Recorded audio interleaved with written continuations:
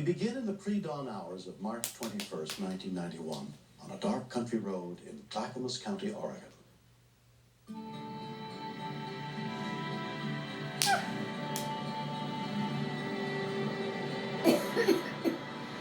Joe Shapinski was driving east on Highway 26 that night. I got off work about 2:30 in the morning, and I was heading home.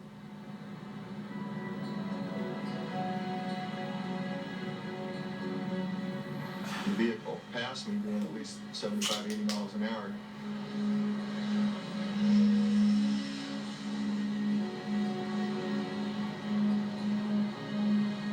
I was thinking to myself, hey buddy, you better slow down.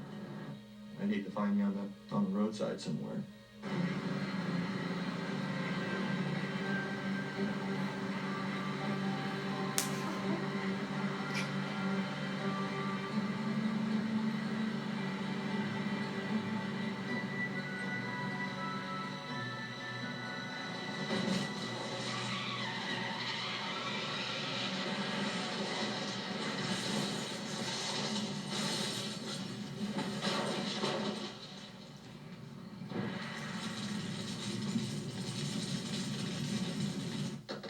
Dennis Galindo and his wife were awakened by the sound of the accident.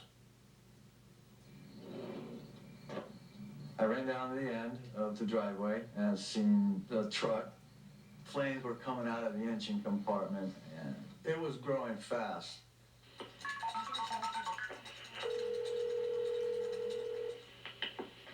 911, please fire medical.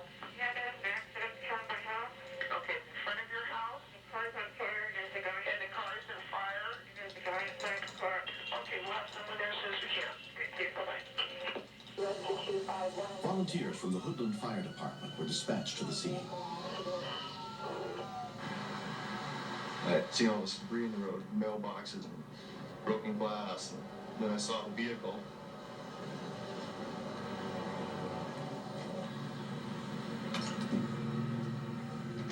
I ran over kind of hesitant, because you never know what you're going to see when you look inside.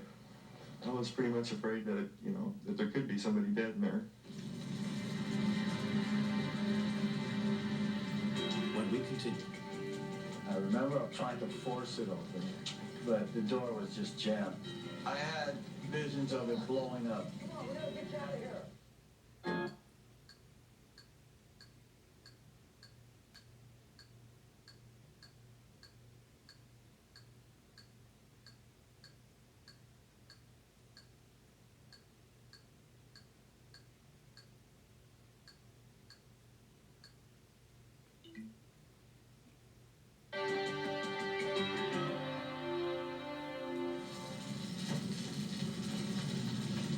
Hey, buddy, you okay? He looked in pretty sad shape. His face was all cut up and bleeding, and the fire was getting pretty intense. Hang on, buddy. I want to get some help. Joe ran to the nearest house to call for help. I grabbed the fire extinguisher and ran back out. I seen the guy laying over on the passenger seat. He was completely out of it. His face was full of blood, and his nose was completely wide open. I could see right into his nostril. I remember trying to force it open, but the door was just jammed. This time the flames were coming up the windshield. It was getting hotter. I had visions of it blowing up. Hey, man, come on, we gotta get And that's when the other guy come out of the dark. Just a miracle, because I was gonna need help. Come on. Hey, we gotta get him out of here. Come on, man. I tried putting out the fire, and it didn't have any effect. It just seemed to keep getting larger and larger.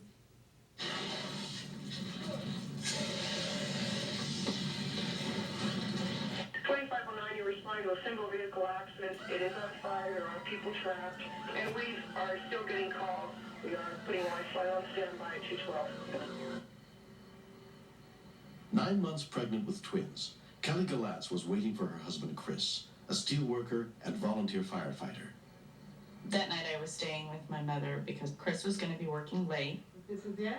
And I started having labor pains, and we made arrangements that if I was to go into labor, I could go through the fire department and they would have him paged. You could see the flames coming up through the floorboard. It was going to blow up or be engulfed in flames, so he just dove in. I know whenever somebody's in an accident, moving them could damage him for life. But it was getting him out or letting him die. And I don't think I could have stepped back and listened to him scream to death from the fire. Come on, man. You gotta get him out of here. Let's go.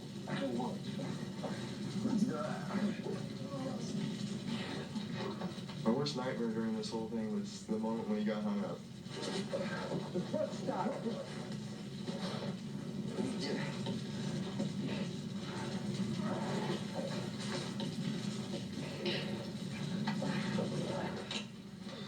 Come on.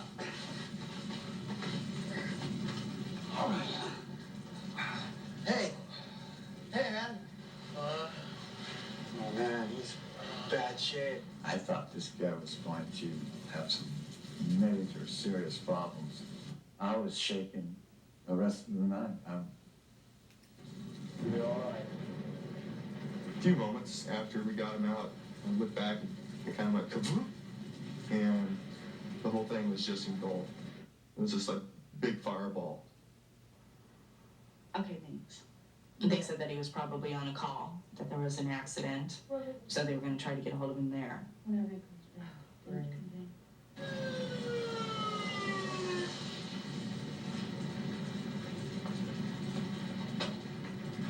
Hoodland Fire Captain Ron Martin arrived on the scene within 7 minutes of the call. He had quite a bit of facial trauma. I bent down and I told him that I was with the fire department. He reached up and grabbed my arm. I patted him on the hand and I said, "We're going to help you." While Ron Martin relayed information to the Clackamas County 911 Center, the fire department was attempting to locate Kelly's husband, Chris. We have a guy out on the emergency right now. His wife just called. She thinks she's going into labor. Do we have a name of the person that we're trying to reach? Yeah. Critical lab. C-A-L-A-T. When firefighter EMT Barbara Matheson arrived, she took charge of the victim's care. Get backwards, C-collar, section, get on this side right away. The patient's face was completely covered with blood. His nose was split down the middle and laid on either side of his face. It was some of the most severe facial trauma I'd ever seen, and it was highly disturbing because I had never seen trauma like that on a viable patient anyway. Where's that backwards? Can you advise or try and ascertain first if you have a firefighter go out on the scene? In the event that he should arrive on the scene in private vehicle, would you advise him to call home emergency?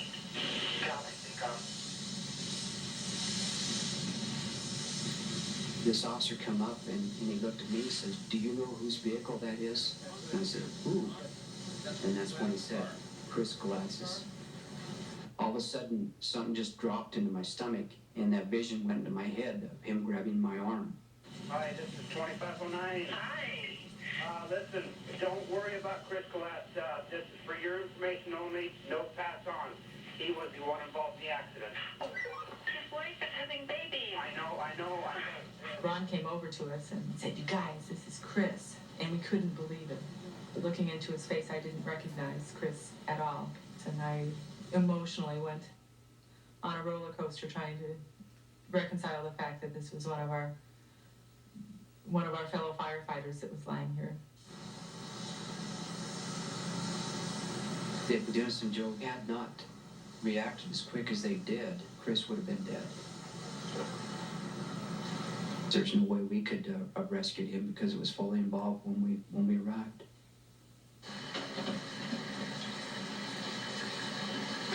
I did wonder if that was the last time I was going to see Chris alive.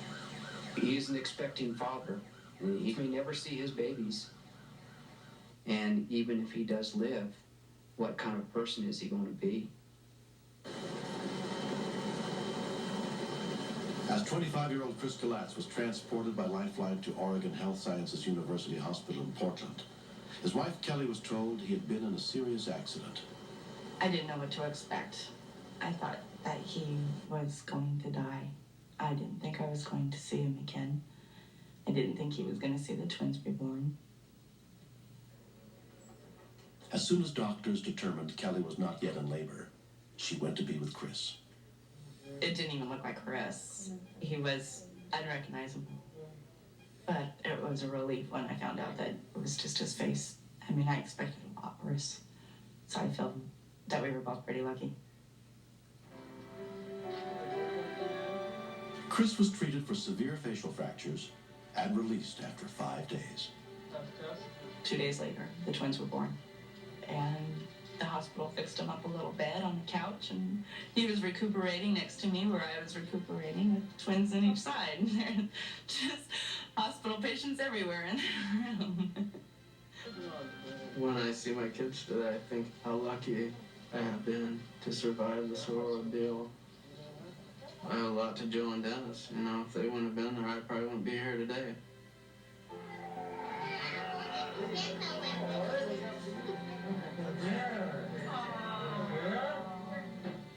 They had an award ceremony for Joe and Dennis at the fire department, and it was very emotional. Everybody cried.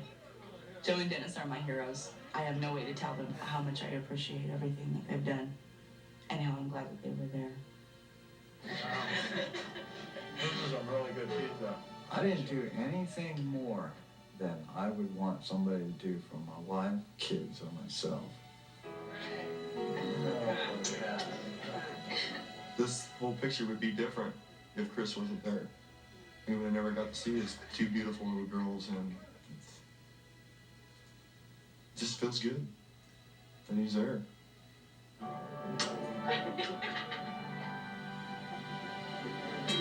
Next, There was thick black smoke coming out of the house. I knew that anything that was inside the residence was almost certainly gone.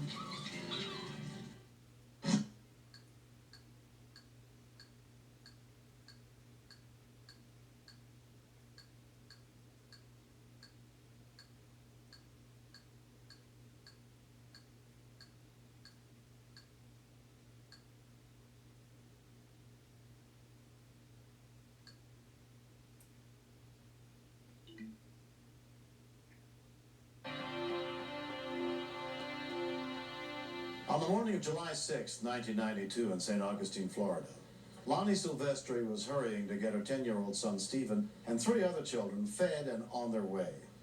But the whole family was about to discover that one rescuer's determination to save a life would far exceed the limits of his job. much of the footage in this story was taped as the events unfolded. Hey everybody, let's go! Hi, Chewy. Hi, Tim. We had to rush out and leave because we had to go to camp.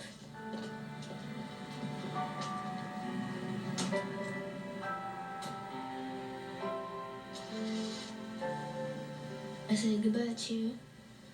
He's a great dog. We decided to leave him inside the house because we usually do sometimes.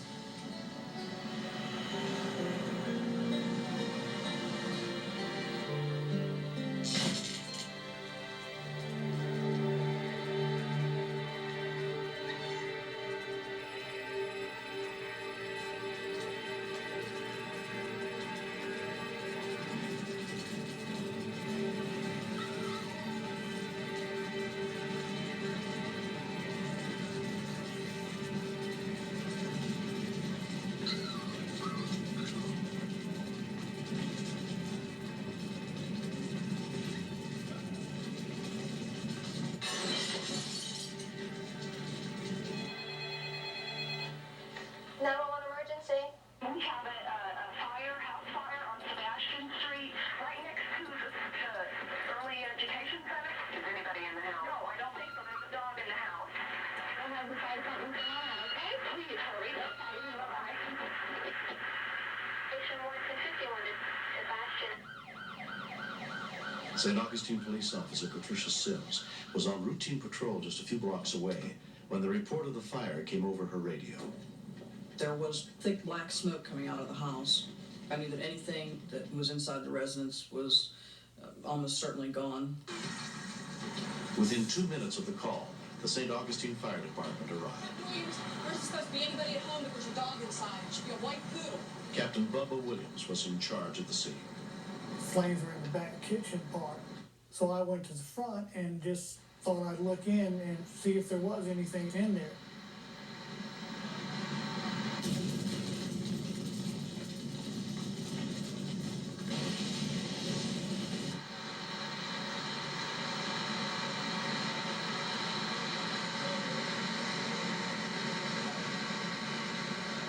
I shook the dog and there was no response whatsoever.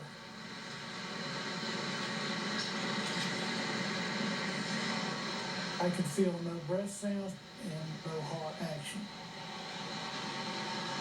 I've been trained in this for so many years, I just didn't think and just went ahead and started CPR on the dog.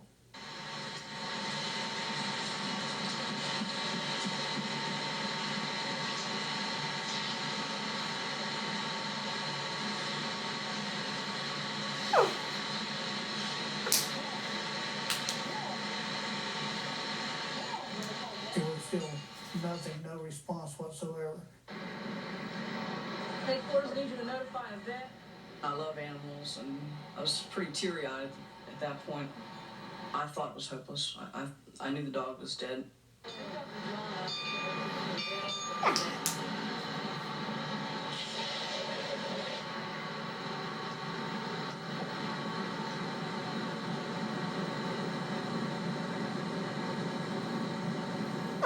Teacher Lisa Moran and her students watched from the school nearby.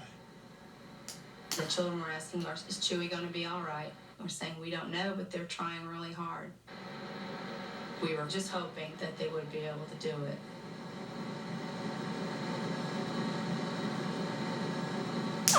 As he continued to administer the CPR, the dog began to move his head.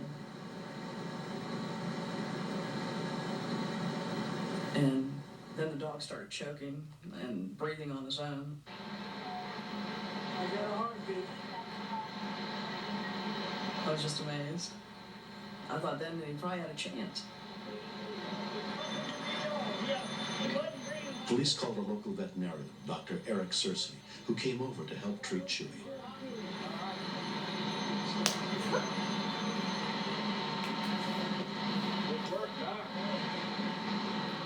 When I got there, I just assessed his condition real quick.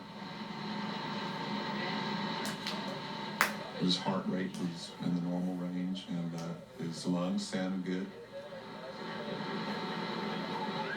Captain Bubba Williams, he did exactly what I would have done as far as pumping the chest. He just did what came natural to it. He certainly saved Chewy's life. Captain Williams was very humble about the rescue. But I said, you did good, Captain. you did great.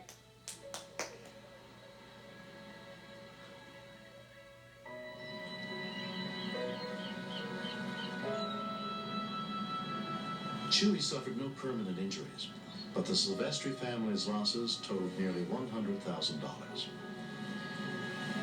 My family and my friends have given us clothes and things just to get us going again. Their love and their support have been everything to us. That's what's pulled us through this. Because it's been an extremely difficult time, especially with the kids. We can always get another house. We can always get more clothes. You know, that's trivial. But all that mattered was we were all together. The community has pulled my leg about this. You wouldn't believe some of the things. I can't answer a phone, somebody isn't barking on the other end.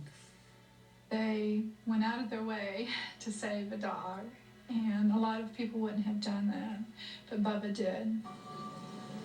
If I could have talked to Captain Williams, I would say, thank you for saving Chewy's life, because I love that dog.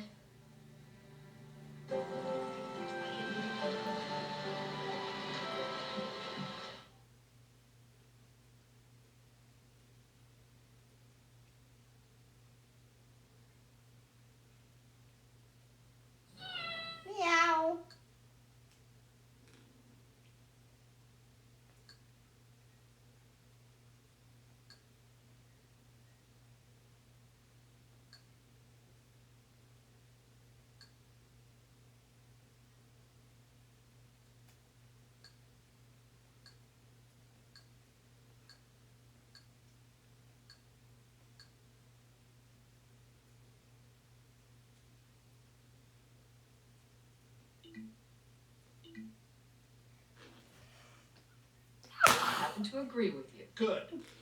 Yes. And they are going to present you with, are you ready for this? An official commendation and a certificate of...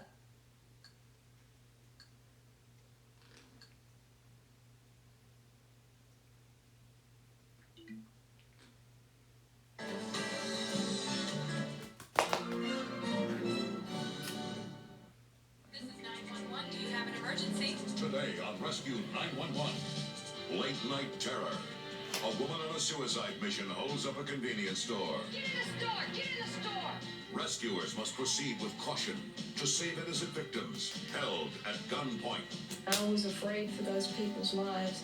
Then, when a little boy falls into strong currents, The first thing that went through my head was, he's dead already. it's the family dog that alerts his rescuers on Rescue 911.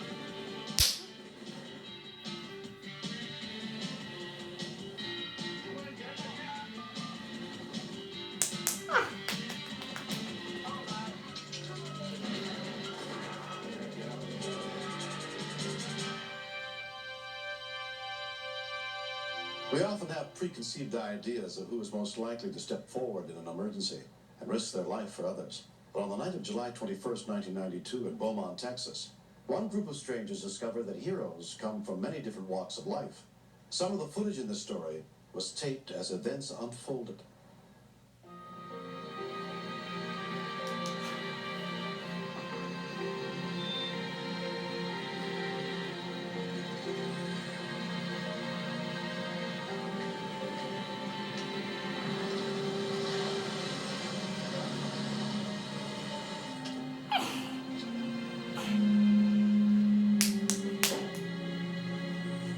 Get back in there! Get in the store! Get in the store! 911, I need a police officer here immediately. Where at, sir? 1320. What's going on? I've got a lady in here with a rifle now. What's the name of the business, sir? Easy Marks, number 224. What's she doing with a rifle? I don't know. Okay, stay on the phone with me, okay? Do not hang up. 13, do you know who she is? No, ma'am. Sir? She's trying to commit suicide. She's trying to commit suicide? Yeah, she's got a rifle right here. Okay, stay on the phone with me. Karen, she's trying to commit suicide. Okay, can you get out of the store? No. There's no way you can leave the store? Okay, is there any way your customers can get out there?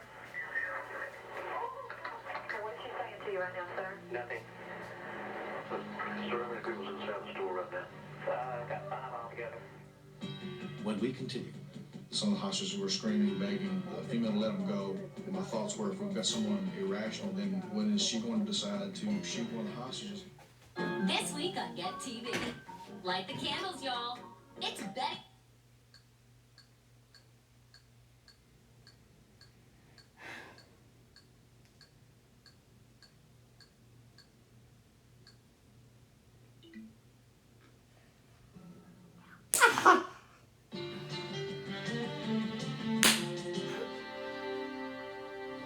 Rebecca Duke was the first Beaumont police officer to arrive on the scene. I turned my headlights out and just approached silent and blackout. And I saw a guy pointing in the store as if to tell me there was someone in there. I motioned for him to get back. And then I walked up to try to look into the store to see where everybody was at the time.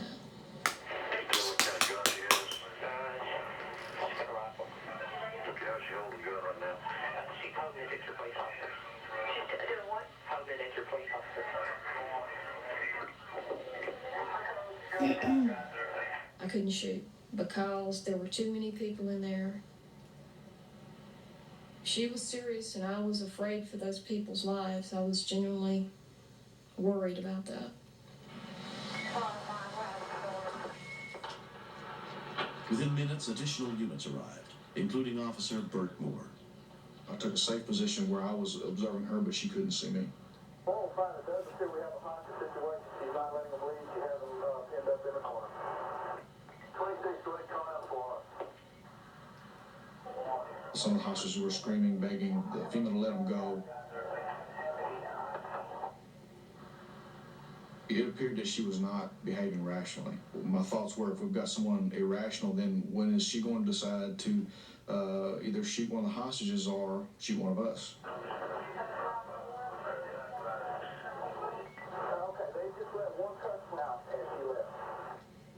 After 30 minutes, hostage Nicole Cartwright was set free.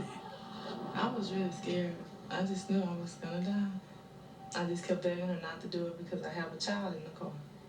She just said, if you have a child in the car, you can go. And I didn't ask any questions. I just left. I was relieved, but I was still scared for everybody that was left in there. Other officers were arriving on the scene, and they began setting up a perimeter. She didn't care about any of the hostages in there. She just cared about dying. She wanted to die. And she wanted the police to do it. And at that point, she was going to have to do something serious for us to kill her. So we got shots fired. Okay, she just flew around in the ceiling. She was not only letting us know that she meant business, but she was letting the hostages know she meant business. I began thinking that she was going to shoot one of them or more. Hostage negotiator Sergeant John Bowles was brought in to try and arrange the release of the 3 remaining hostages. I had hoped to establish phone contact with her. If we can get to talking about the problem and all, there's always hope for a peaceful resolution. Ask her if she'll come to the phone and talk with me. What's he saying in there, John? She refuses to talk with anybody. I can see she has a hostage directly in front of her. He finds that she has additional ammunition besides what she has in the gun. As far as I know, only the one shotgun, but she adamantly refuses to talk to anybody right now. My deal is that she wants somebody to walk in the door so she will point the gun at us, and so we will shoot her. The tempo of the incident was increasing, which is usually not a real good sign. Moving back to the front again. 130 all units out here. She is extremely unstable. You might be prepared because she could go off at any minute westbound. I could hear her in the background yelling at him, "I'll show them, I'll make them come in." It led me to believe that she was fixing to do something dramatic. Units out the door. She just advised that she made the clerk hang up the phone. Nothing's really changed. Patrolman Randy Stevens was helping provide cover for the SWAT team as they moved into position. SWAT was just like a few minutes away from getting set up, and we're fixing to take over the scene. The suspect had them surround her, and she slowly walked them to the front door as they shielded her. It didn't look good. Moving around is fine.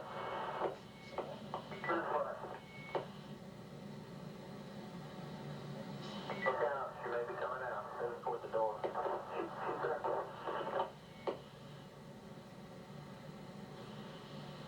Are you in a position where you can get to them if they come out? Yeah. Realize there's 2 females in there in addition to the suspect, and both of them, and the suspect and one of the females are both wearing green.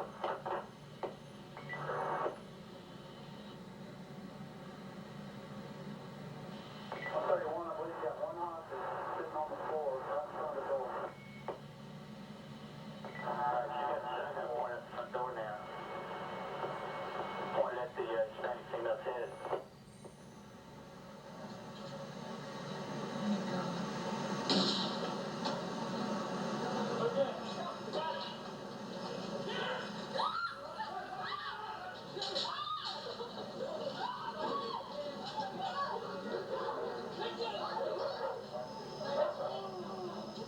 One of those hostages just saved that whole deal. After 2 hours, all the hostages were finally free. And it was a great job. You know, and after it was over with, I told her about it. That was great. It turned out just right, but I was pretty surprised. Once I got up closer and looked, you could tell that it was a man dressed as a female that grabbed the gun away from her. Greg Turner had stopped at the store on his way home from work. I was doing a drag show, female impersonation. And I was so close to the gun, and I said to myself, there's no way she can hit anybody if I just grab it and hold the barrel to go upward. And I thought it might burn my hands, I might get hurt in that manner, but it won't be no one get killed. And that's why I grabbed the gun. Unless it's an absolute last resort, I don't encourage people to take the kind of risk that he did, but I'm sure that Greg felt at that point that he had very little to lose, and I'm sort of inclined to agree with him. It was fear, the whole thing. It was totally fear. I felt I was going to be killed, but I honestly thought she was going to kill her. I really did. And I don't think I could have lived with that. Hostage Susie Brewer will never forget what Greg did. I owe Greg my life, and I'm really grateful for him for saving my life. Paul Marshall had only been working at the store for 3 weeks. My nerves were completely shot after the incident. I mean, there were so many points where she was going to shoot us or something like that. I feel like I'm lucky because I came out alive. I was afraid I'd never see my kids again. The suspect was subsequently found not guilty by reason of insanity and confined to a state mental hospital.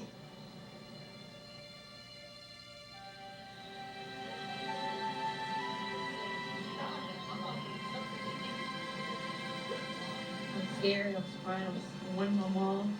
Some people thought because I was in drag, I don't deserve any type of recognition for what I did. I didn't do it for recognition. I did it for the safety of the Miss Susie. Greg's a hero. I feel like he's the one that sees the moment. He's the one that should get all the gratitude. Let's face it, if he wouldn't have grabbed the gun, then somebody would have been shot. You're the one that did it. The woman who did all this, she needed help, and by her not getting really hurt, maybe she's getting the help she needs there. So I'm glad it went like that. If it wasn't for him, I wouldn't be here. I wouldn't be here at all. He had to have a lot of courage to do that. He took a big risk. I respect him. Next. My fear is I'm not going to be able to find him. He's gone too far under. And the first thing that went through my head was, he's dead already.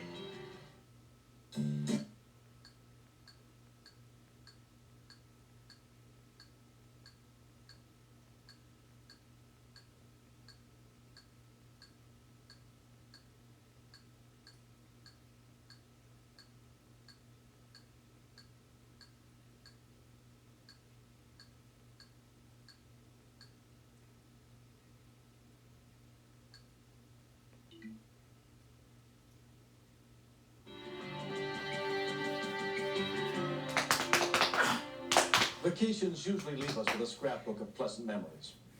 Every year, Danette Emmer and her 2 children spend the better part of the summer at her father's house in the Colorado River. Her husband Lyman joins them every weekend as work allows. When they arrived July 6th of 1992, they were looking forward to another enjoyable stay. But this year, their trip did not turn out the way they had pictured.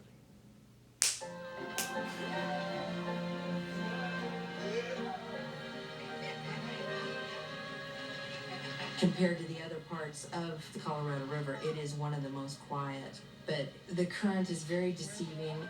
When you get in it, as soon as you get in it, you are carried away by it. My boy, Neil, you know, he doesn't know how to swim. Even contrary to belief, he thinks he does.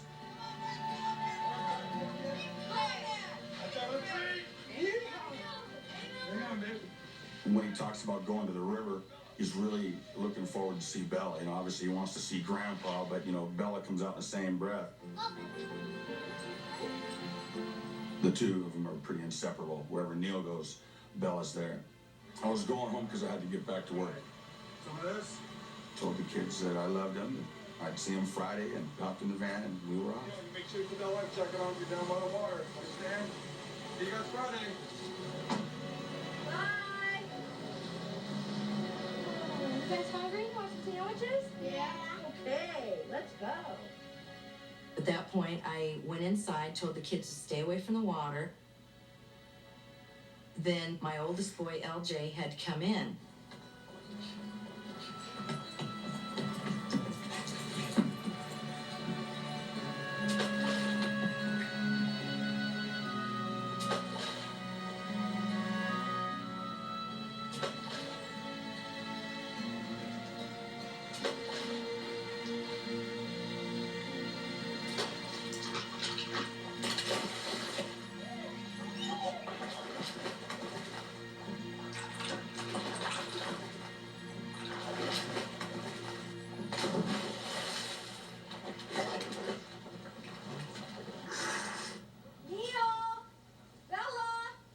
I told LJ to run down to the neighbors to check to see if he had wandered down there. Neil! Bella! I just didn't know which way he had gone.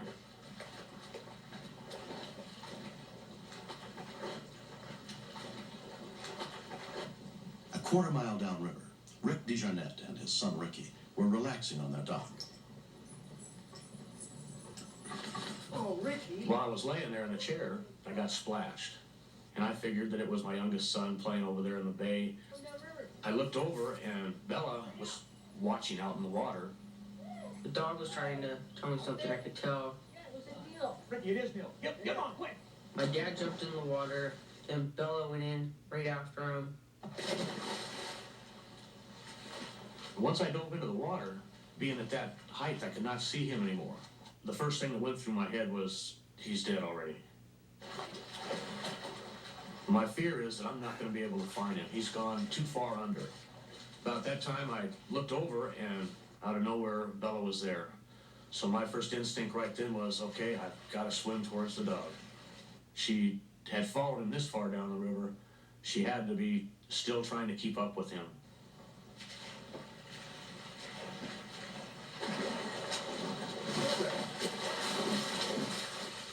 When I finally reached the dog, sure enough, there was Neil.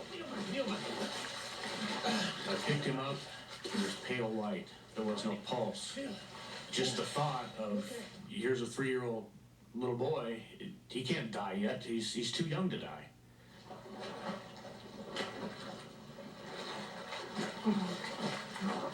One thing that I thought about at this time was that, you know, what if I knew CPR? Maybe I could save this kid. Diane DeJarnette was back at the house when LJ came looking for his little brother. We'll see if he's down there. I told him my son Ricky was down at the dock and he should go look down there. Find it? LJ came back to me and said, Go get your mom. I think something's wrong because Ricky is downriver. My children are not allowed to be downriver because past our place there's nothing there. When we finally got to the shore, we're stuck down there. You cannot swim against this current. Talk to me. Neil! After giving him some air and stuff several times, I saw no reaction. I really started to panic then. Bella was sitting there right beside us, just watching. I thought, there's got to be another way to do this. Oh, Neil, come on. Then just out of somewhere, came up with the idea, okay, give him a little air, throw him over my shoulder. Come on, Neil. Come on. That's it. Spread. Finally, I heard something. Come on, that's it. You're good. Going, wait a minute, this might work. So I threw him over my shoulder again. The prettiest sight was just seeing him spit up water. But we still have the problem of how do we get back?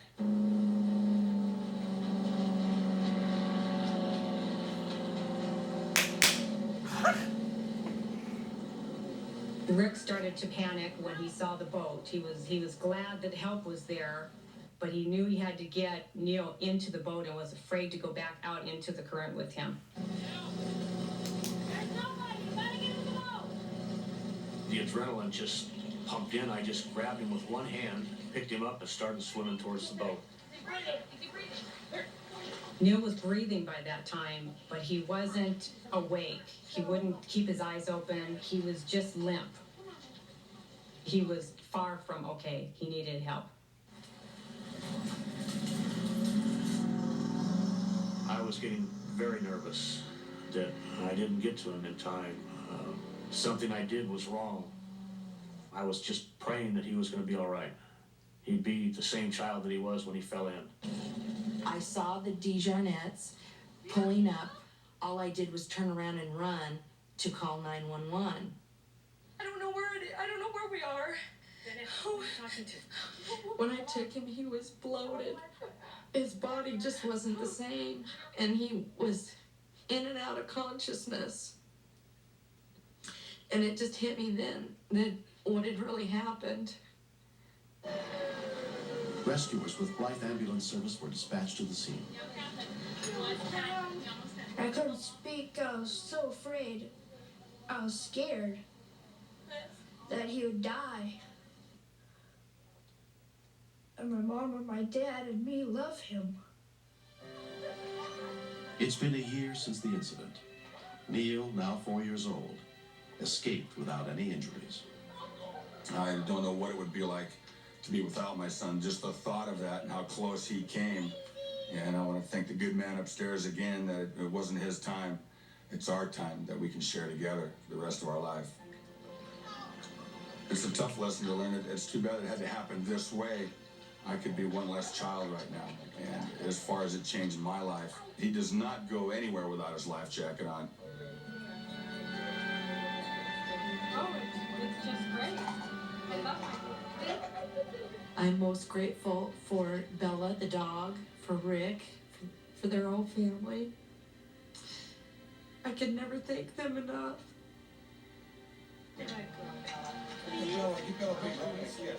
Bella, I think, is the real hero. Without her, I don't think I would have been able to find him. I wouldn't have woken up to even see him float by. He would have just floated by, and nobody would have known a thing. When I see Bella today, it's just, you know, we almost have a special bond now, too.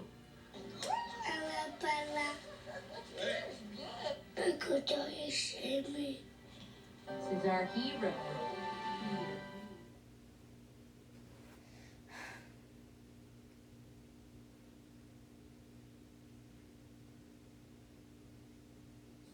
Meow.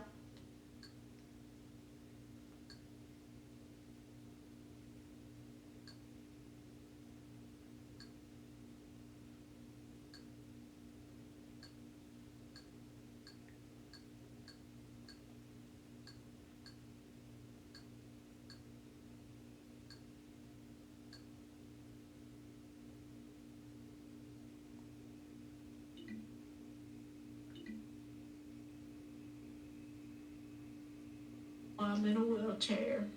He's my inspiration. I'm grateful for just being alive and to be here for my son. She has to be a real strong-willed person to survive all this and still keep the attitude she's got today. And that brought Bingo by to see Rhonda and her son, which I'd never met her son. Bingo, he acted like he remembered. There is a special place in my heart, and always will be, for Bingo. I just know if it wasn't for him, I wouldn't be here. You are a good dog.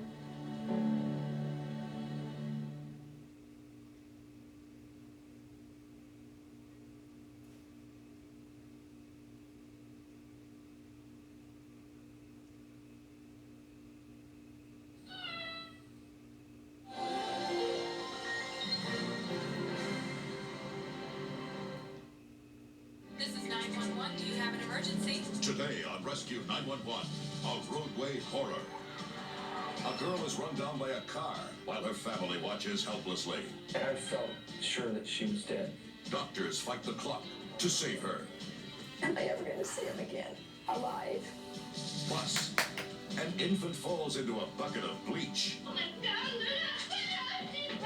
Learn how to prevent a common household accident from becoming a death trap on Rescue 911.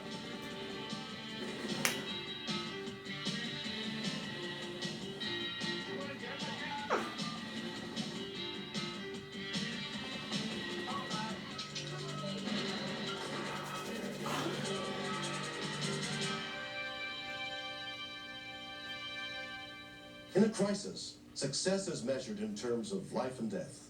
I'm William Shatner. Tonight on Rescue 911, true stories of caring people who strive to the best of their abilities to change the course of events. We begin on the night of November 10th, 1989 in Desert Springs, Arizona, where Don Jeanson was overseeing a youth group camp in front of the church where he was pastor.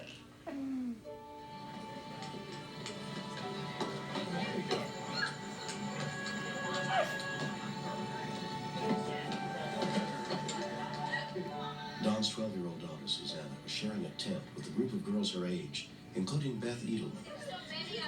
We were looking at pictures of all my friends. Even though it was late, we were all wide awake. We gotta go. Around 11 p.m., Don gathered the group together for a walk through the neighborhood. We went on this hike down this small residential street. It was a nice night. It was quiet. I just felt that everything was under control.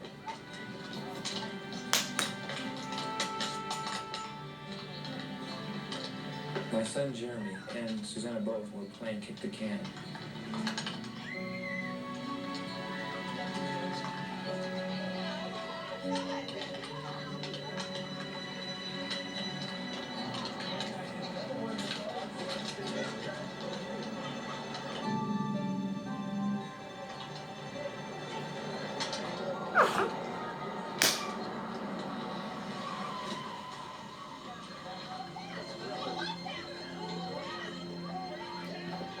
I felt my life pass before me, and under my breath I said, "Oh no, not my daughter, not my daughter." Come on. I just couldn't imagine how she could fit between the engine and the pavement. There wasn't room for her. I felt sure that she was dead. I could barely tell whether or not she was breathing. I said, Susanna, I'm gonna stay here with you. Just let her know that I was right there. I felt like I should do something. Don called his wife Diana from the scene of the accident. I'll never forget the ring. And then there was Don on the other line. All I heard was these sirens. And he's screaming over the top of it. Nothing in your whole life can prepare you for those kinds of feelings. You see them healthy and happy playing one minute, and then you get the phone call. And you wonder, am I ever going to see him again? Alive. When we continue. I didn't believe it, that a tragedy like this could strike my family. It seemed like I was in a nightmare and couldn't get out.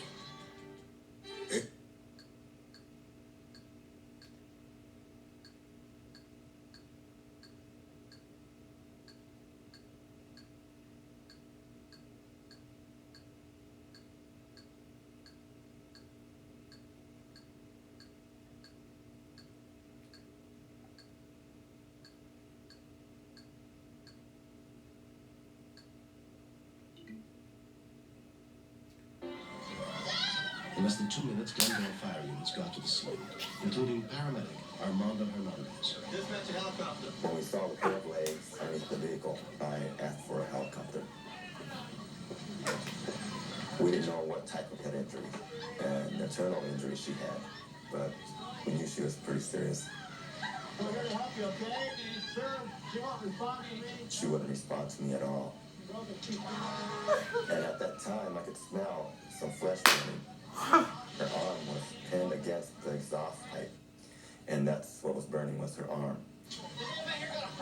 The driver who had hit Susanna went to get a floor jack from his house just 2 blocks away.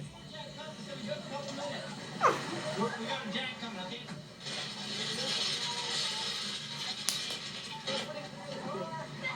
The fireman actually got under the car with my daughter, shielded her from these hot, burning pipes, and pulled her out. I didn't watch any of that. I couldn't. I didn't want to believe it, that a tragedy like this could strike my family. It just seemed impossible. It seemed like I was in a nightmare and couldn't get out. Susanna arrived at the hospital within 40 minutes. The insult to the head was so bad, it was like an egg, a cracked egg. Many breaks. She was in shock, cold and gritting her teeth, and did not know me at all. That was the last time I saw her conscious. I'll run out and talk to him.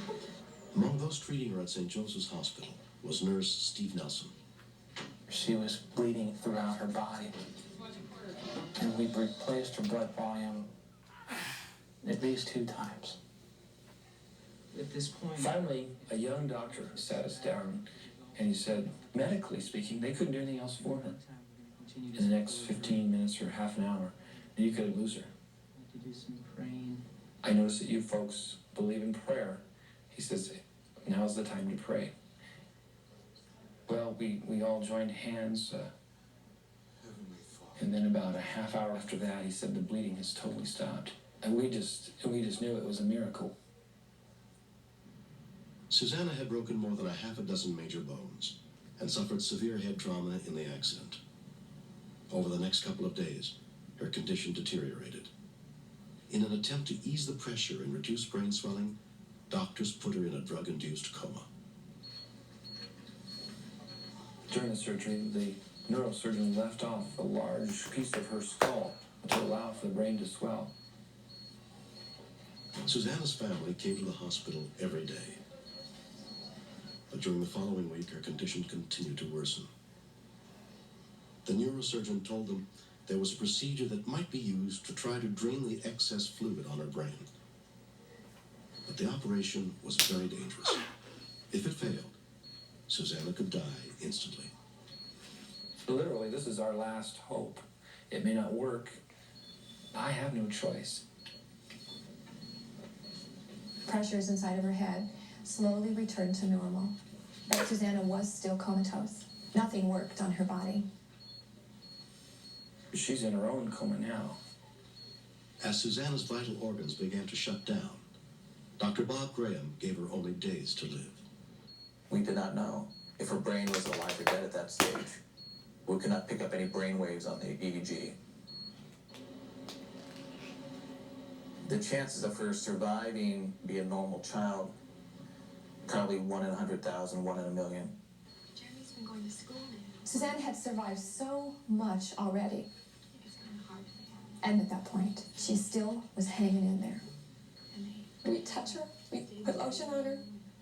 Grandma's here every day. Telling her about our days. Grandpa's still helping. Telling her about her friends. Susanna remained in a coma for more than 2 months. 3 separate times her heart stopped beating, and she had to be resuscitated. What's the pressure doing? You feel like what else is going to happen to her? There is nothing left. And eventually, it didn't even resemble Susanna. It's just a tiny bit of purple nail polish.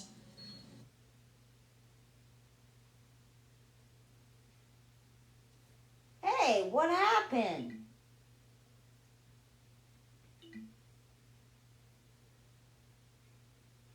Oh. 1990.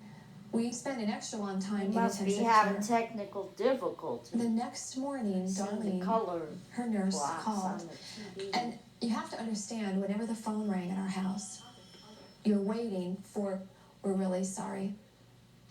Darlene said, Susanna opened her eyes and just started watching me work. Her eyes followed me around the bed. We could hardly get dressed fast enough to go down there. She mouthed the words, "Hi, Mom." She had recognition in her eyes. It was like your daughter had been reborn. It's like the greatest dream you could ever have came true. Tests revealed that Susanna's brain was still functioning normally, but she faced months of painful physical, occupational, and speech therapy to relearn everything. And it was grueling. But it did not stop the therapists. They were geared to push her. She'd see them coming in, and she would openly weep because she knew it was going to hurt. But by the end of April, Susanna was able to take some steps. You did it. Susanna Jeanson spent 7 months in the hospital, recovering from her massive internal injuries and many broken bones. It's been 2 years since the accident, and except for some weakness in her lungs, she continues to develop like any other 14-year-old. A biggest accomplishment in my comeback, I thought, was I finally was able to walk, because I don't even know how it felt to be able to walk before my accident. So it was really a big accomplishment to me. How happy can a mom be when she's had her kid taken away and then given back? I'm very grateful for all the work that all the doctors and nurses and friends did for me. Susanna has left a wake of medical people profoundly astounded by what she survived, but yet they shouldn't forget for a moment that it's they that helped her pull it off. I really felt that if she died, I wouldn't be the same. A part of me would die without this little bundle of joy.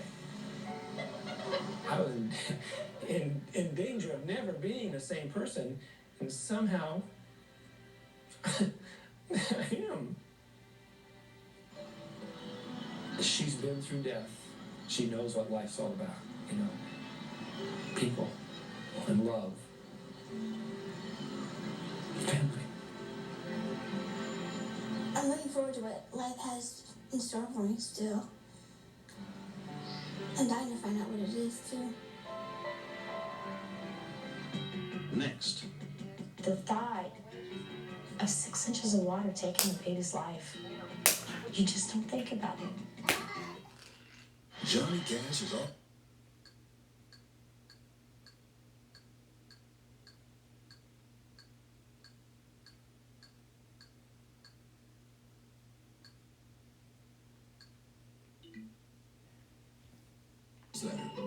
Star interviews, fun facts, and schedule highlights.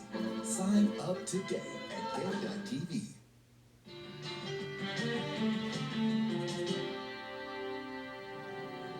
On November 21st, 1990, in Lebanon, Oregon, Edie Carrico was helping her sister Linda Eli prepare for their big family Thanksgiving dinner the next day. Cookies are done. All right. I hadn't really talked to Phoebe in a week, so we were kind of catching up on, what had been going on in our lives, and just being sisters. We were talking about the kids and how big Jessica and Sierra were getting. They're about 11 months old and 3 weeks apart, and we were talking about how we were going to get together and have just one birthday party for both of them. Yeah, I'm going to make my mop butter. You want to put that batch in? I knew I had to scrub my kitchen floor, so I went to get a bucket of mop butter.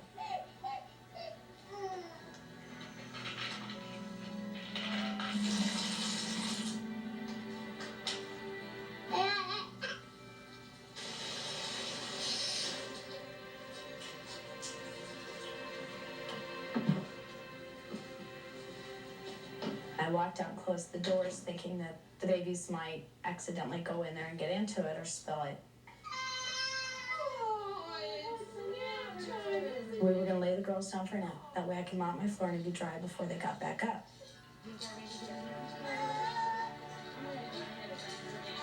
Well, I need to make her bottles. Okay. Sierra is an absolute monkey. She's independent. She's just stubborn. She prefers to do things on her own, by herself, for herself.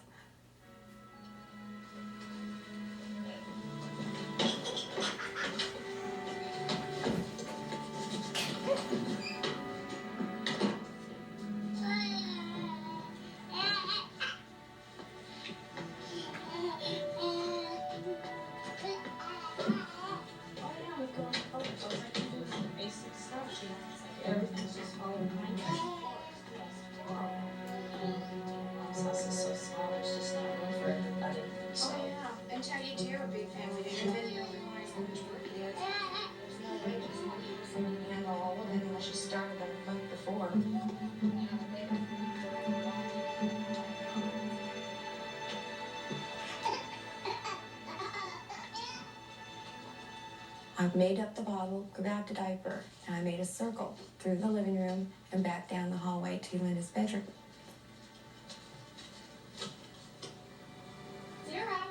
Sierra wasn't there. Jessica was. So I walked down the hall and figured that she had just crawled down to the kids' bedrooms at the end of the hallway. I was getting the cookies on a plate, and the next thing I heard was Edie screaming. She was just screaming a mother's scream when your child is hurt or they're gone. Oh my God! She was extremely cold. Her lips were blue and her face was ashen. I turned her over the sink and goo came out of her mouth. Oh, Mira. Oh my God, I was screaming. I'm going, oh my God, Linda, she's dead. She's gone. I checked to see if there was a pulse. I felt it very faintly, but I could tell her chest was not rising and falling. I knew if I didn't do anything immediately, she would die. After each breath, I would look at her and it wasn't doing any good. She's not breathing yet. We're gonna have to do it again. I started to feel very helpless. And then I remembered, you know, this is why I learned it. Breathe, breathe. After the sixth one, she opened her eyes and I could hear her pulling air on her own. She's breathing. I could tell she was still in danger, but praise God, she was breathing. At 3:16 p.m., rescue units with the Lebanon Fire Department were dispatched to the scene. She's gonna be okay. We're gonna take her to the hospital and she's gonna be okay. She's breathing now. She's gonna be okay. I kept smelling something really funny. It's like I smelled something, but I can't put my finger on it. And I turned and asked Linda, is there bleach in your bucket? Then Linda lost it. Within 6 minutes of the call, paramedic Tim Frost and his partner arrived at the house. The minute I went through the door, there was a strong smell of chlorine in the air. The smell was strong enough to burn my own eyes. We didn't want to waste any time. She was in very serious condition. Because of the added problem we had with the chemical in the water, we gave her not much of a chance to survive. 10-month-old Sierra was taken to Lebanon Community Hospital, where she was examined by emergency physician Les Pliskin. When the child arrived in the emergency room, she responded to what we call noxious stimuli. From that point on, she became less responsive. She never did open her eyes to voice at all. Sierra was flown to Dornbecker Children's Hospital and put under the care of Dr. Alan Pascal. We knew that she was likely to have a severe lung injury, and she also had an inadequate function of her heart. Her blood pressure was very low, very difficult to measure. However, she did show some neurologic function, which as early on in her course is a very good sign. She looked so helpless and so tiny. She had every machine in that place on her. I couldn't even hold her. I think that was torture. It seems like something that a child couldn't do. But in my 5 or so years of pediatric critical care, I've seen 4 or 5 bucket drownings. Many of the cases I've seen have been fatal. After 2 weeks in the hospital, Sierra was released. In a checkup 6 months later, she was given a clean bill of health. I am so thankful that we have her today to share and to love, and so it's truly a miracle.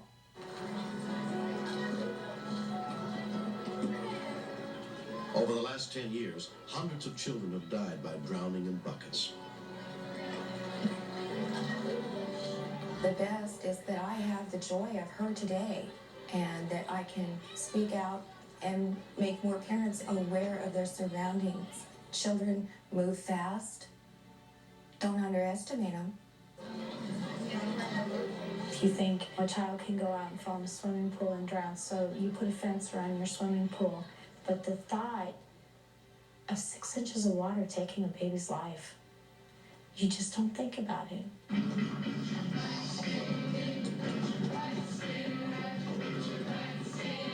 Children have larger head sizes in proportion to the rest of their body. So one could picture the 1-year-old simply looking into the bucket.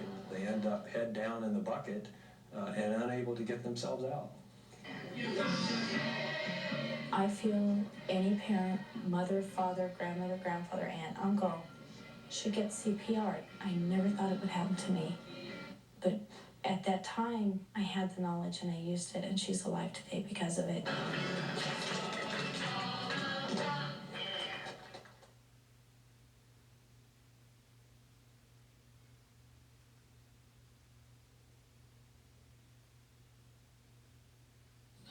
Meow.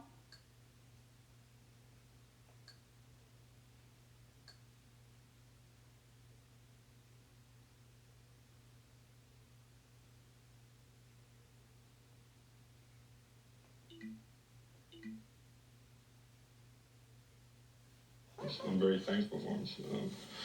The quick reactions of everybody that got him in the chamber, which was basically the reason why he has no complications after the accident. Well, I wasn't sure if I was going to resume diving. It's that fear of, well, if this happens to me again, I might not be so lucky, I might not walk away from it. You know, I love diving so much, it's in my blood, I had to go again. Once I did, I got over the initial fear, and I've been diving ever since. You know, I don't even know the names of the guys that were in the chamber, but you know, I just like to say thanks a lot. You know, you guys did a great job.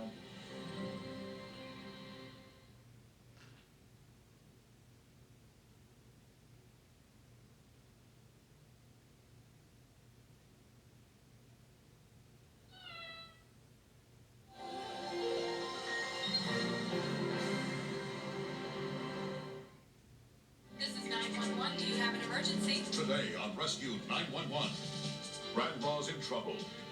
Two children respond quickly when their grandmother chokes on a chicken bone. When I turned around, her face was real blue. Learn what you can do to prevent this from happening in your home. And she told me to dial 911.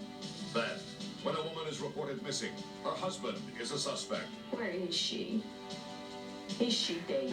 It's a case for a special kind of canine on Rescue 911.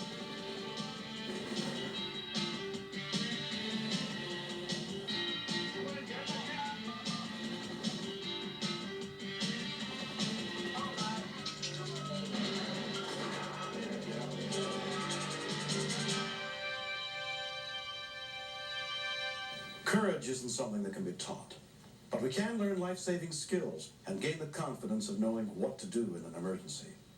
On March 10th, 1992 in Salcedo, Missouri, 73-year-old Mary Cantrell had invited her grandson and her two great-grandchildren over for a dinner of their favorite home-cooked foods. Grandma's fried chicken. We were having fried chicken with all the trimmings. Grandma's always been an excellent cook and always cooked a full course meal with every meal she ever had. How'd you do in school today, Michael? Pretty good. It was just like any of the other nights. The meal was complete. I got up, did my normal routine that I do with my kids of giving them their hugs and kisses and wishing everybody bye and see you later. Twice a week when David went to class in the evening, he left his grandmother to look after his children, 8-year-old Michael and 11-year-old Mary Beth. I helped my grandma with the dishes for a little while and went into the living room and watched TV.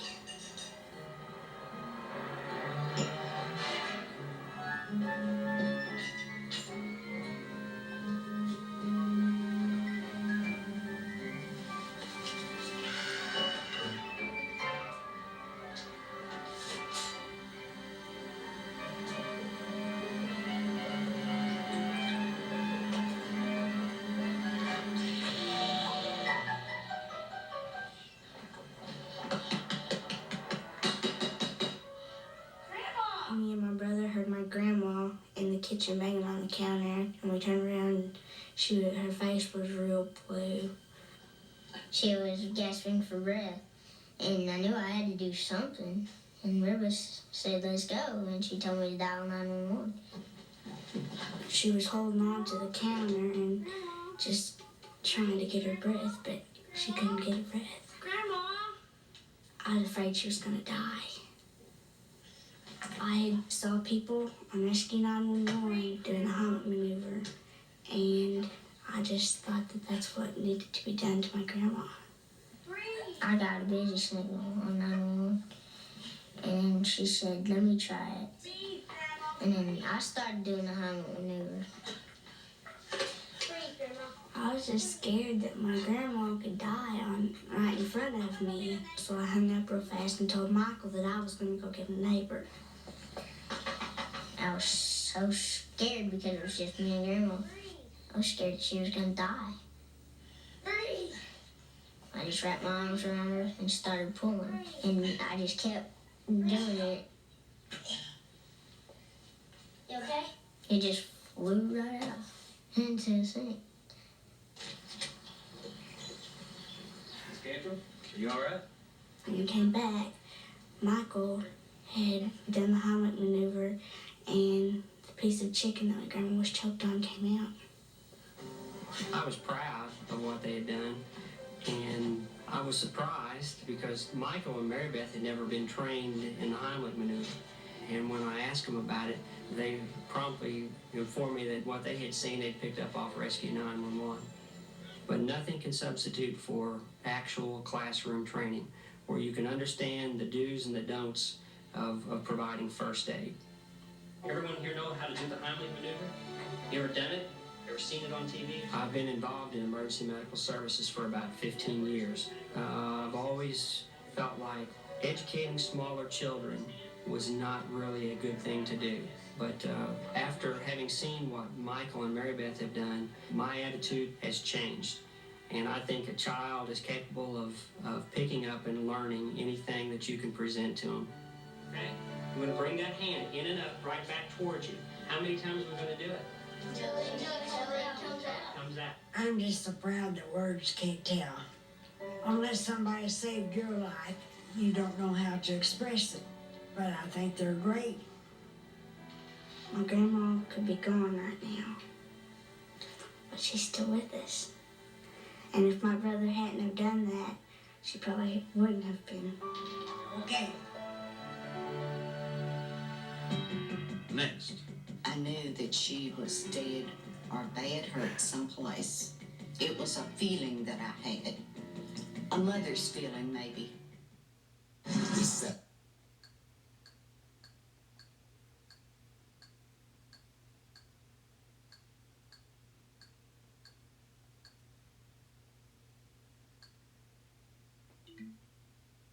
Popular.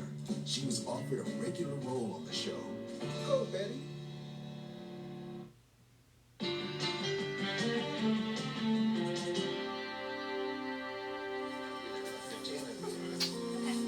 Sunday, September 6th, 1987.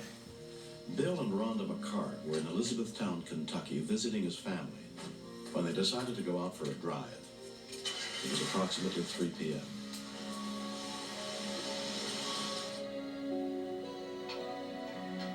Less than 3 hours later, Rhonda's mother, Louise Thomas, who lived 100 miles away, got a call telling her that Rhonda was missing. I said, what do you mean Rhonda's missing? Said, well, they have went for a ride. They had a fuss. She got mad, got out of the car. He went down the road, turned around, and came back to find her, and she wasn't there. I knew instantly something had happened to Rhonda. After I composed myself, I called the state police. Detective Foster, can I help you? I told the state police that I knew that she was dead or bad hurt someplace. It was a feeling that I had. A mother's feeling, maybe. I don't know, but I knew that he had done something. Bill, I appreciate it. The next morning, Detective Rob Foster contacted Rhonda's husband, Bill, to help in the investigation. I questioned Bill as to what had taken place the day before when he last saw his wife. And Bill gave me a story that he and his wife had taken a drive, that they had gone to a rural part of Hardin County, that they had an argument about what he called family problems. She got out of the car in this rural area.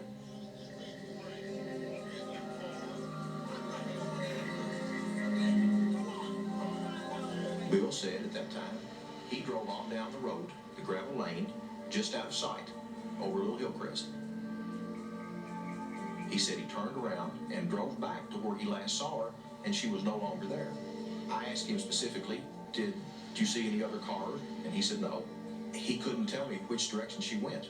She obviously was not on the gravel road, and he alleged that he drove on back to his relative's home and told them what happened. It was not a very good story, a very credible story to where you had good factual details. It was very difficult to get any details out of him about what actually had taken place. And I was suspicious. I asked him to accompany me to the location to where he last saw his wife. He'd give me directions where to stop. I said, tell me exactly what you all did. He would say something like, we had an argument over family problems, and he never would give anything specific that would make a person, particularly his wife, mad enough to get out of the car 100 miles from home, not take any money, purse, leave behind a baby, and just walk off and leave him. I had trouble believing it.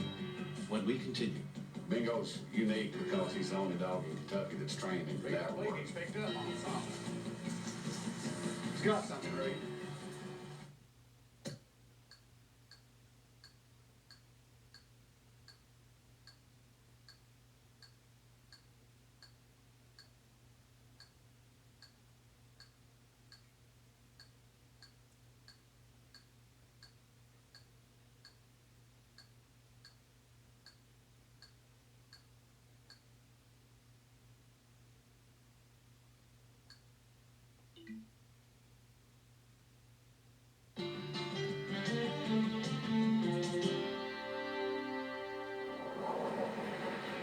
Though it had been less than 18 hours since Rhonda was reported missing, Detective Foster brought Trooper Reed Smith and his bloodhound Flash to the area Bill said he had last seen Rhonda. The dog was given a scent off a blouse Bill provided that was recently worn by Rhonda. Smell it up. That's all it takes. Find her, boy. Rob, if you would, just stay close to me. Just don't get in front of us. Usually when a bloodhound is scented off of an article of clothing, if there's a track to be found and it's not too old, they'll pick it up and go home with it. We worked about 2 hours, walked over a lot of ground. The dog didn't appear to ever take the scent. We did not get anything, and that made us believe that she was not at that exact area, that he was lying to us. We've got another dog. This dog is different. It does not scent from clothing or something that your daughter would have worn, but from our scent. I said, in other words, you think she's dead? He said, yes. What is your gut feeling about it? I said, by now, yes. She is probably dead. The waiting that night was pure hell. I prayed, I cried, I wondered, is my child alive? What is she thinking? Where is she? Is she dead? Everything went through my mind. By Tuesday morning at 10 a.m., there still was no hard evidence of murder. So they called in an expert, Trooper Fred Davidson's 3-year-old German Shepherd. Bingo was a German Shepherd at my canine unit. He came from Germany. Bingo's unique because he's the only dog in Kentucky that's trained in cadaver work. There's very few in the United States, matter of fact. It's a real new thing that's being taught dogs. About a half mile in each direction. Get the dog out. Blind. An air scent dog doesn't use a scent article or anything to start a track. What he does, he puts his nose to the wind and searches airborne scent to home in on what he's looking for, like a dead body or a live person hiding, or even buried bodies. He can locate those. They've got a nose that can smell things that we can never dream of. Bingo. Bingo, here. Pick it up. Bingo takes his obedience commands in German, but he understands English also. So we use German, and that way the dog doesn't pay any attention when somebody says something to him in English. Here. Pick it up. If he smells a human, his ears will go up. He'll become real attentive to the spot where it's coming from, and then he can home into it. But in this case, he wasn't alerting on anything. Through the investigation, we learned that Bill McCarg had a $75,000 insurance policy on Rhonda that was double indemnity, and that he wanted us to find his wife dead so he could get the money. We were discussing with each other if we were going to murder a person, what we would do with the body. I think we both noticed at about the same time that there were a set of ruts in the road. Looked like where a car had spun out of the field onto the roadway, like it was left in a big hurry. So we decided just to go back there and look.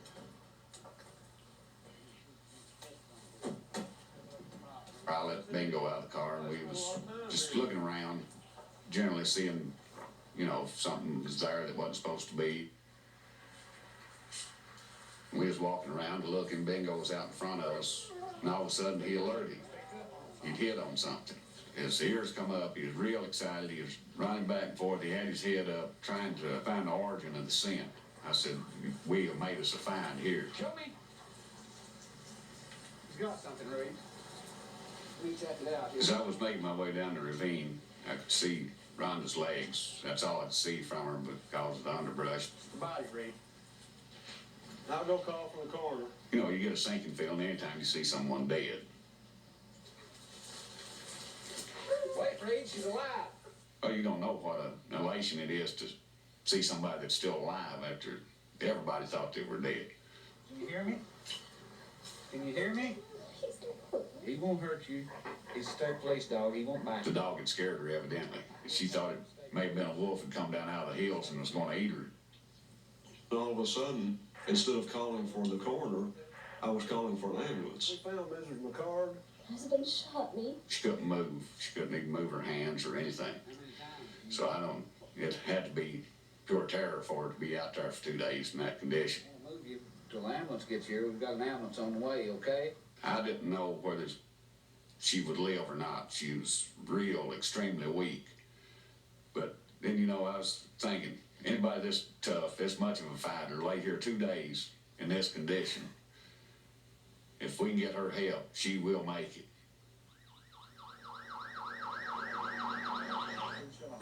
Rhonda, this is Reed Smith. He's a trooper here in this county. Rhonda, do you know what happened to you? They shot me.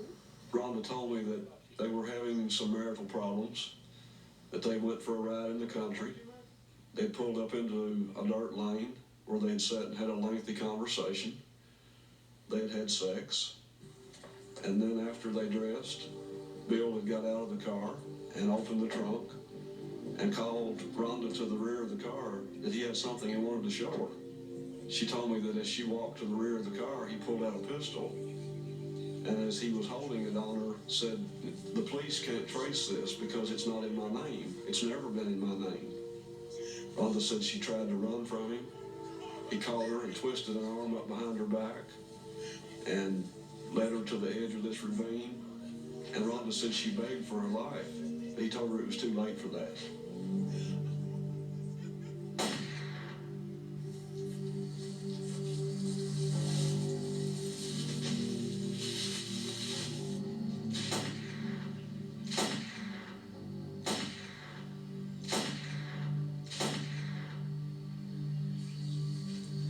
How can a human being do this to another human being, especially one that you were married to and had a child by? The first ambulance arrived within 13 minutes. She was conscious, but she wasn't real well oriented. Just to put it short, she looked like a dying victim to me. She had no pulse I could detect. She had no blood pressure that I could detect. So we knew we immediately had to do some fast work to try to keep her alive till we got the air ambulance down there. We turned the patient over to check and see where the entrance wounds were. There were no exit wounds, but she had been shot 3 times. Talk to me now. Can you feel this? Okay, what about down here? Can you feel It does run through your mind that the patient is not going to make it, no matter what you try to do.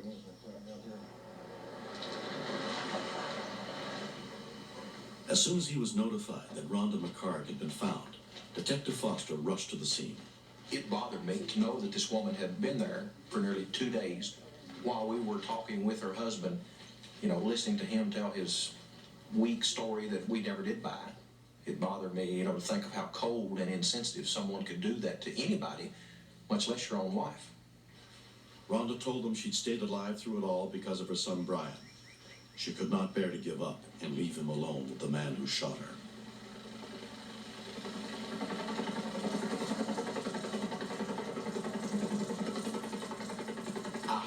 I prayed that she would make it. You know, it was so close and we had found her. You know, you don't want her to give up then. I recall a big tear running down my cheek because I felt like what I had done that day really made a difference. This lady still had a chance at life.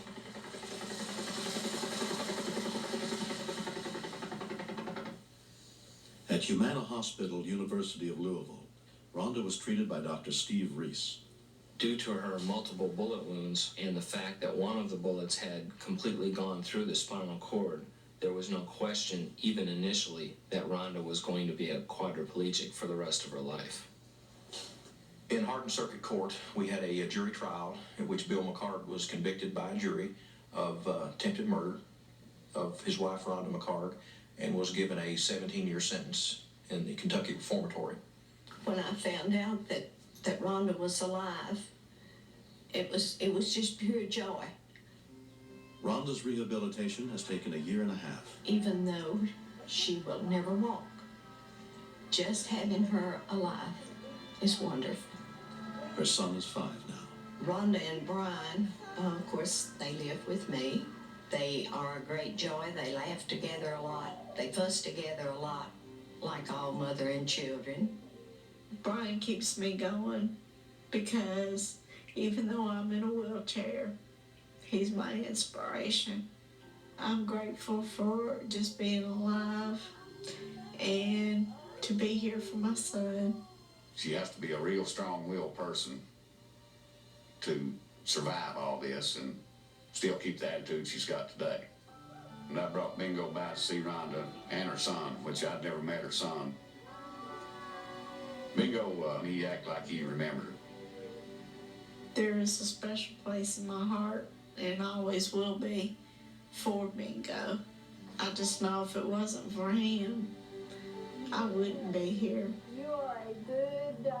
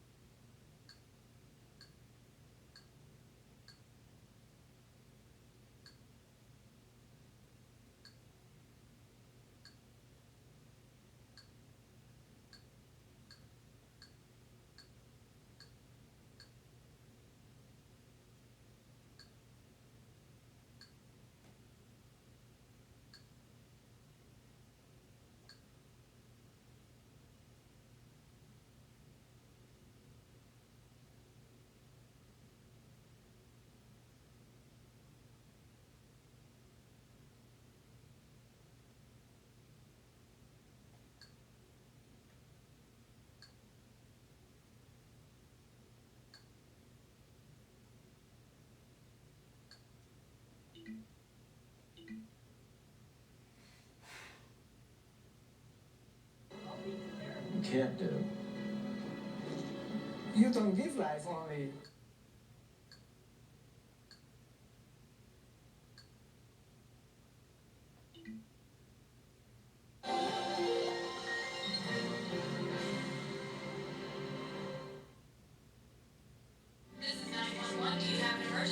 Today on Rescue 911, beneath freezing snow, an avalanche buries a boy alive.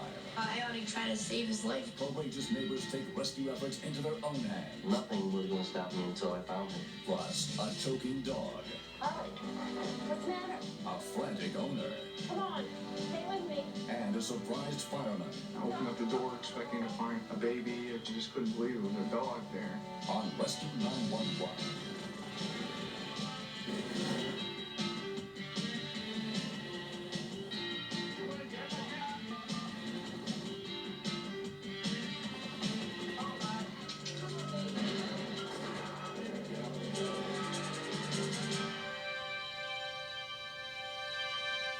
We begin in Deerfield, New York on February 15th, 1993, where a fierce winter storm had left an unusually thick blanket of fresh snow that was irresistible to 11-year-old Grant Rozier and his good friend Greg Zisk. The ravines around our area are deep, they're dangerous, and we do our best to try to make the kids know that they're not allowed to go back and play in the ravine. It's just too dangerous. This part over here is the best, I think. It'll be an awesome place to slide down. Greg's been my friend for about 6 years. My best friend for 6 years. We hang out a lot. We go to the mall. We go skating together. We get girls together and stuff. Just hang out. Awesome! Look at that! We told my dad that we were going sliding, but we didn't tell him that we were going sliding down the ravine. We just slide down there, and you go all over the place, and it's wicked fun. Go really fast. Silver, that's look. Come on, buddy. Come on.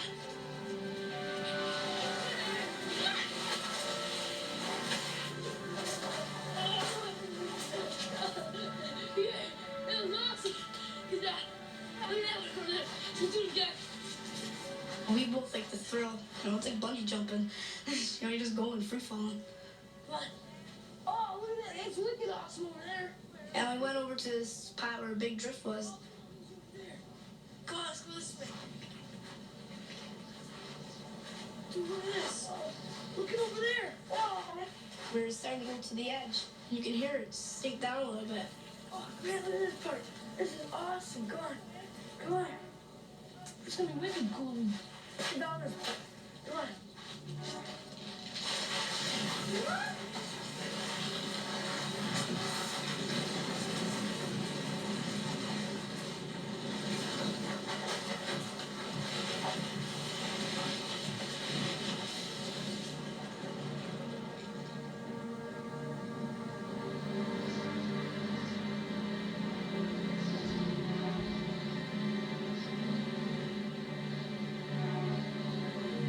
When we continue, I just couldn't believe how much snow was there. I was just thinking to myself, there's no way he could be buried under there and still be alive. If you get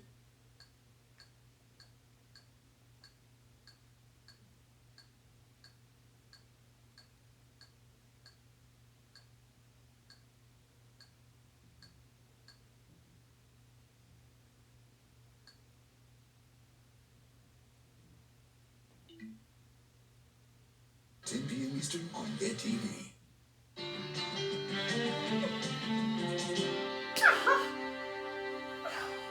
When the snowdrift Grant Rozier and his best friend, 12-year-old Greg Zisk, were standing on gave way, they fell down an 80-foot ravine and were buried by the avalanche of snow.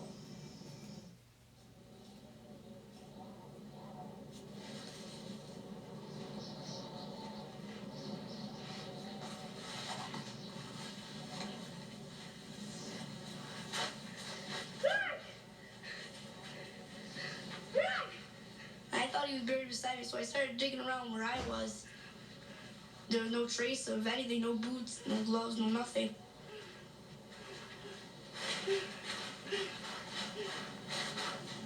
It was weird because like, one minute you're just up on the top and you're having fun, the next minute it's really scary.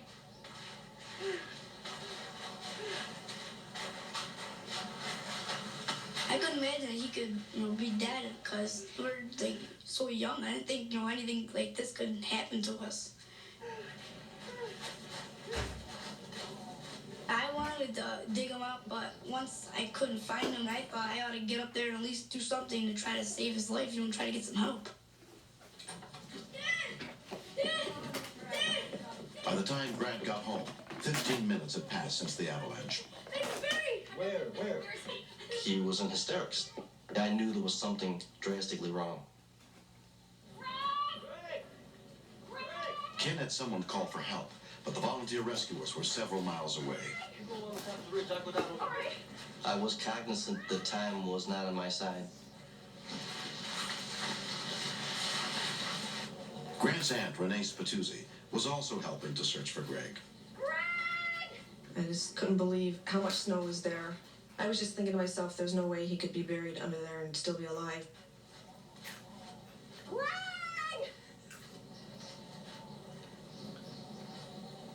Oh my God.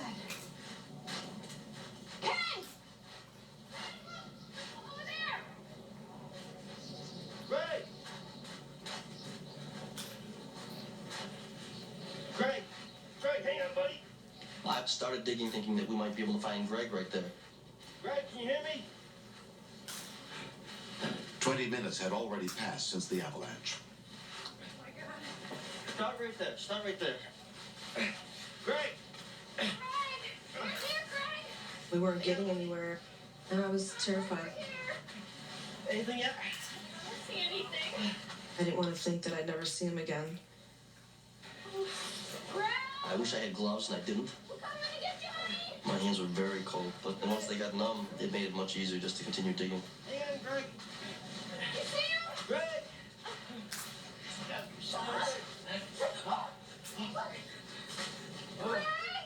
Here, hang on. Greg! When we found him, I thought that Greg was gone. I just couldn't imagine telling his parents what happened. I was digging up one of my son's best friends. There was no sign of life or respiration or anything. Greg, can you hear me? But the scariest moment was the very first minute I saw those eyes, about half open and glazed. I think that'll stick with you forever.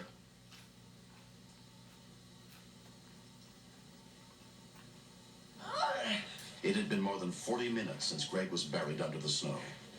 Greg appeared to be dead, but we were not going to just give up and let that be the case. No matter how I found him, I was going to do something to try to change that. No matter. Start giving him some. Neither Renee or I are trained in CPR. Come on, Greg. We just drew upon what we thought we knew, understanding that the premise was to get air into this child's lungs, and that was what we tried to do. Deerfield volunteer firefighter Paul Meekum helped coordinate the rescue attempt. It was a very dangerous situation, the fact that it was very steep and seemed to be in the area of 60 to 70 feet down, straight down. Come on, pal. All of a sudden, his eyelid twitched. And the first thing I thought was, God, could it be possible that we might be able to save this kid? What's going on? Advanced EMT Steve Berry treated Greg at the scene. It's been a long time. What's his name? Greg. He was blue. He was breathing very slowly and very shallow. There wasn't enough to maintain life. Wait, look! You're all set, Paul. We're a volunteer fire department, and we don't do repelling situations as a norm, but that was the only way out. Okay, hold still, Greg. Okay, don't fight us. I was amazed that he was breathing on his own, but I was concerned that even if we did everything right, that he might still suffer brain damage. All right, here we come, guys. Okay, coming up. Take your time, guys. Come on. Nice and easy, nice and easy. When they dragged him out, now I'm starting to assess, what does being alive mean now for this child? Does it mean brain damage? Does it mean not being exactly the same person he was before? Just as Greg was loaded into the ambulance, his mother, Mary Angela Zisk, arrived. They were telling me we have to see if we can revive him. He looked like a dead person.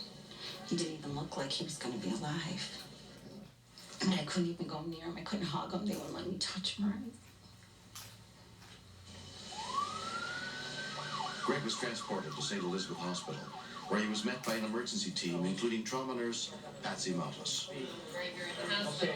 This child was in a serious situation. He was hypothermic, 88 degrees. Been unconscious, semi-conscious ever since.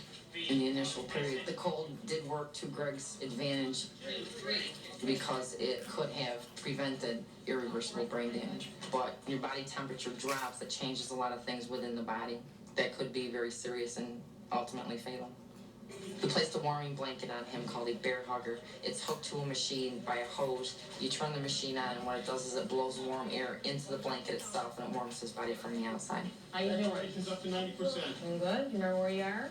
As a person is warming up, when the temperature reaches between 91 and 93 degrees, you have to watch for symptoms of an impending cardiac arrest. You're gonna feel warm in just a few minutes, huh? It was very, very tough to see him like that. Very tough. He was very brave, but he was very scared. A CAT scan revealed Greg had suffered no brain injury. He was taken to the pediatric unit, where his family and friends were finally able to see him. His blue eyes were big and wide, and and he knew who I was, and he hugged and kissed me. It was a great moment. It was a great moment. Then I just stayed up praying, thanking God that He let me live. We love you, Mommy. When I was buried down in the snow, I was struggling for a few minutes, and then I just gave up because I knew there was no hope for me. We almost lost Joe. To me, I thought I would never see anybody again. Anybody? I was happy that he was okay. I was really happy. He looked a little blue because he was still cold, but he looked like, okay for a person who got an avalanche. When I was ready to get out, I really wanted some solid food and I wanted pizza. Greg has completely recovered from the incident. I believe it was a miracle. Anybody who could be under the snow that long, look the way he looked and go through what he went through and then come out of it unscathed. Dad, we were lucky. Very lucky. All of us. I'm very grateful to Ken and Renee that they could find Greg and helped him and acted as quickly as they did. And I'm really thankful and I'm really proud of Grant. I just did what I thought was right. I calmed myself down and I went up the ravine to go get help. When I found out what Grant did for me, I think he really saved my life. And I love him as a brother. Me and Grant got a lot closer since that accident. There was a lesson we learned. Don't take risks with your life because it can happen in an instant. Your life can be taken away.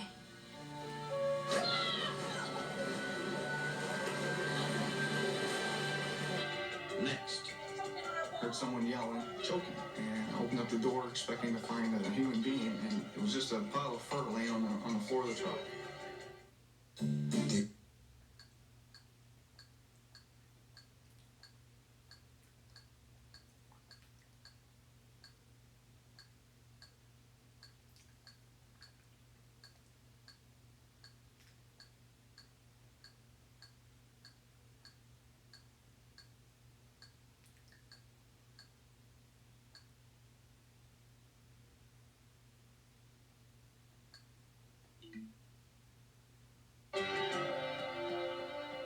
Love is a force so magical and powerful that it stirs the soul.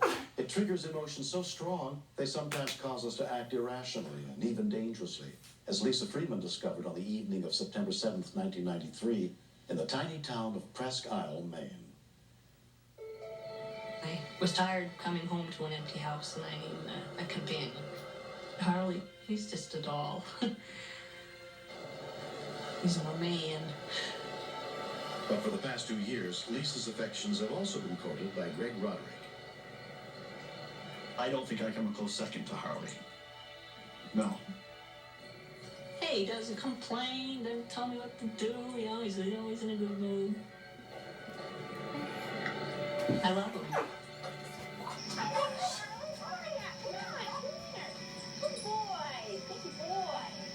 Harley tears the siding from the garage. But that's okay, because that's Harley. Harley breaks windows. That's okay. Harley chews anything he wants to. Harley can chew a beer can to shreds. Figure that. He's a Springer Spaniel, 53 pounds. He's all dog. He's a bonehead. It was about 9:20 that evening when I got home and grabbed his ball and started throwing it. Get Harley! Come on! Harley, what's the matter? Are you okay? What's the matter? Get it out! Get it out! Come on, get it out! The ball just went down the hatch. The thought never entered my mind that he would ever swallow it. It just never entered my mind. And then his paws came up around his mouth, like he was trying to get it out of his mouth. Harley, what's the matter? What's the matter? Are you okay? I tried doing the Heimlich maneuver on him, thinking that maybe he would cough the ball up. Come on! Come on, get it out! Get it out! Come on! Come on! Come on! Get it out! Come on! Come on! Are you okay? Harley! He went down, and his breathing just got really intense and loud. He was really gasping for air. Are you okay? My main concern was I needed to get help. I needed somebody to help me. Okay. Hold on! Are you okay? Hey! I was very calm with him. About my inside and my mind, I mean, I was just a wild woman. I was going to my brother's because his wife is a nurse. She helps people. I thought she could help Harley. He just stopped breathing at that time, passed out onto the floor. Oh no.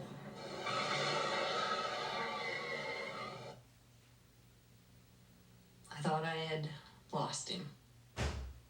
The next thought that came into my mind was paramedics at the fire station. They save people's lives. Hang in there, Bob. They've got to be able to help me. Just floored the truck. I just gave it all I had. I knew he had stopped breathing from the time that I stopped at that stop sign. It seemed like hours.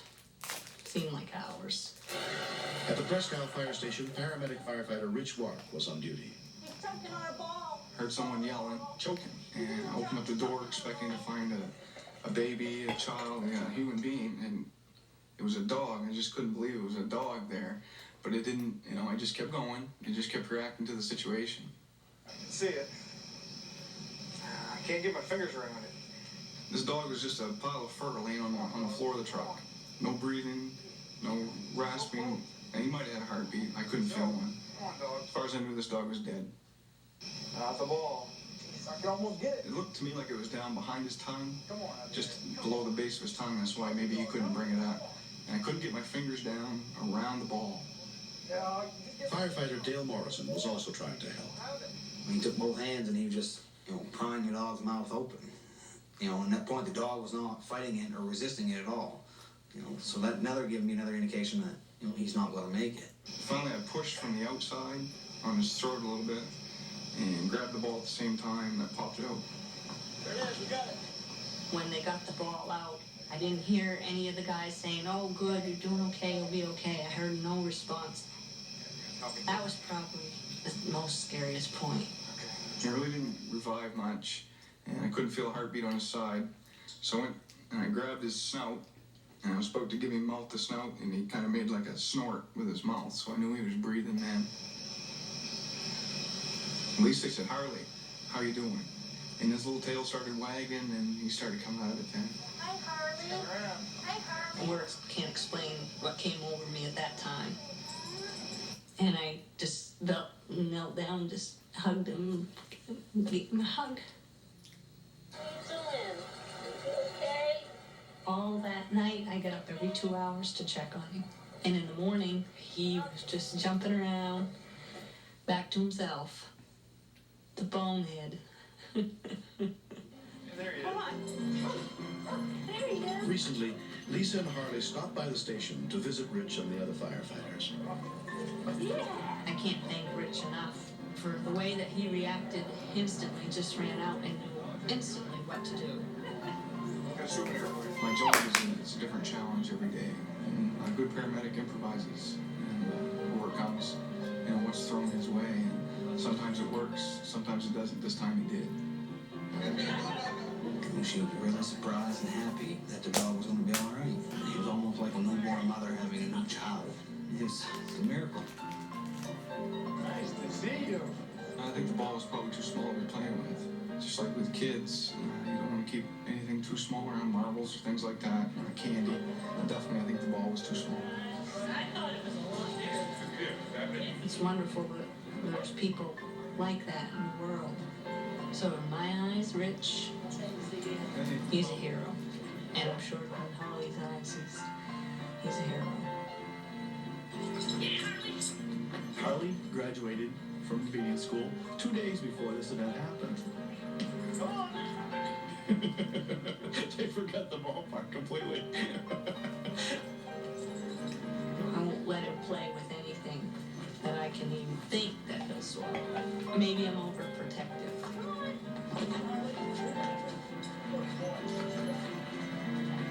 I was married once. It was a great experience, but I prefer having a dog.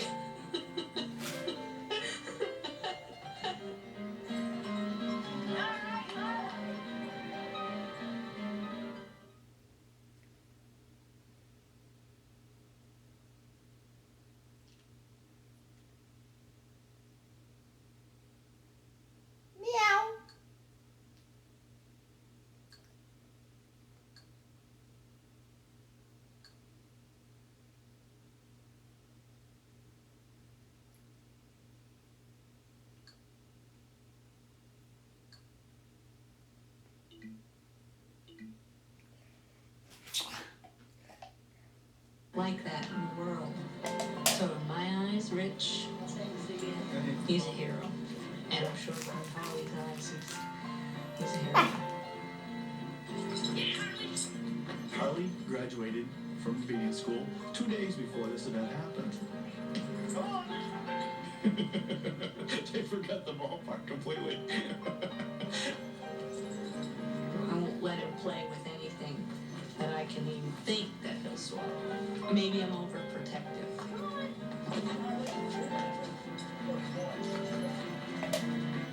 I was married once. It was a great experience, but I prefer having a dog.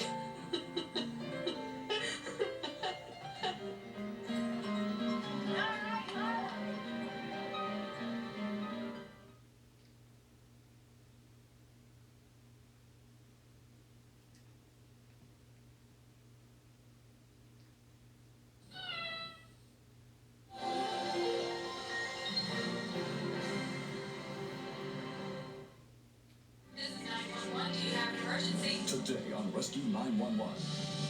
Who can you trust when domestic violence escalates? The windshield in the van was completely shattered. She seemed extremely frightened. Victim Services helps the family through their emotional trauma.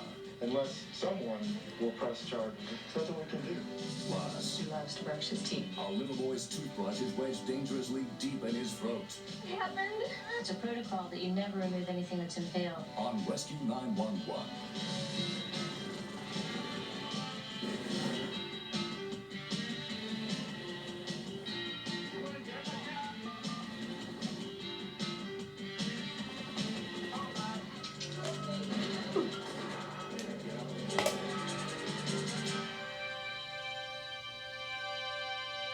The police department in Austin, Texas, has created a unique counseling program that provides immediate on-scene care whenever an incident of domestic violence is reported. This story is not a recreation. It's a look at a family violence team as they provide crisis intervention on a weekend in late May of 1994. Police department, open the door, please. Evening. Is your boyfriend here? Who's been beating you up?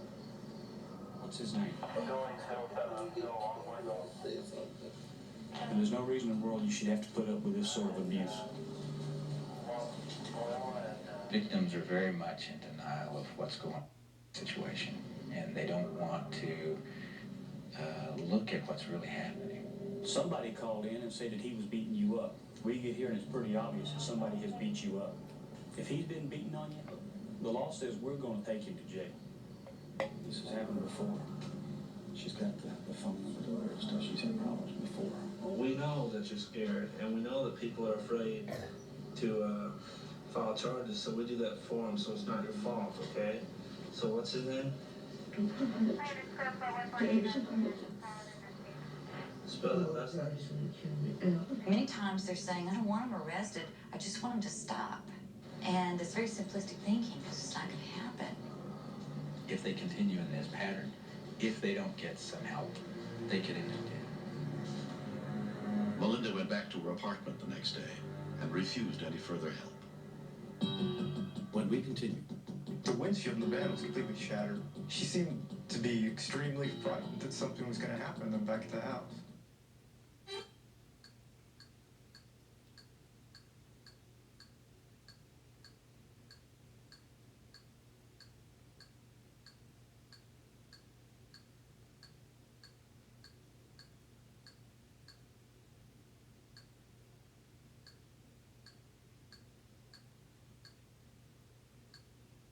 Excuse me. Sign up today at get.tv.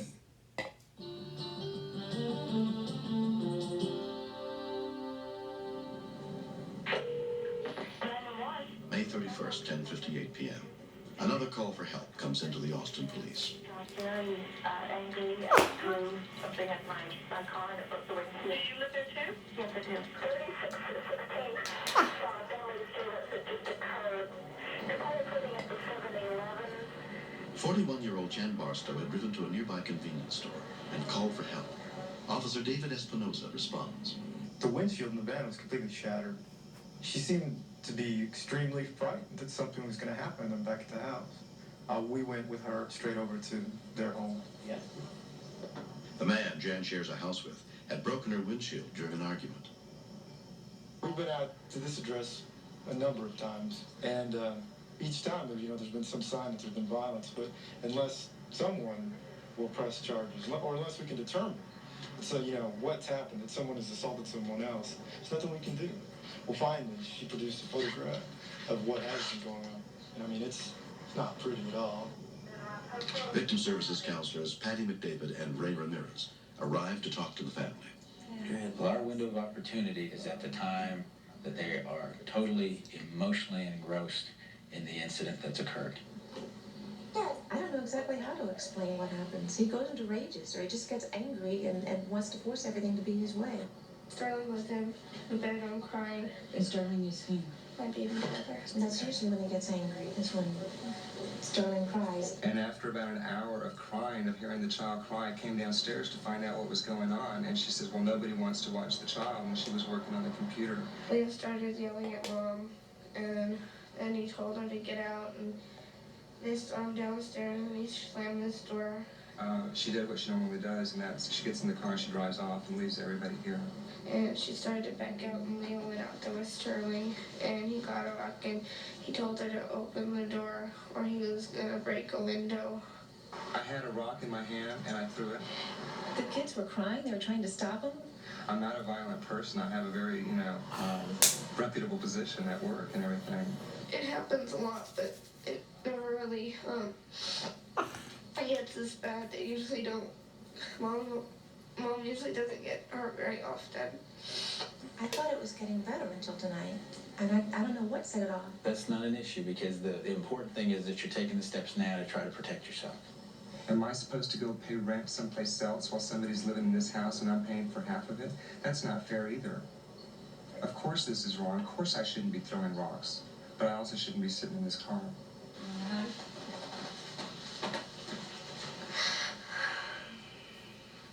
You're afraid of her? I'm afraid he'll come back and hurt one of us because he'll be mad. What makes you think that?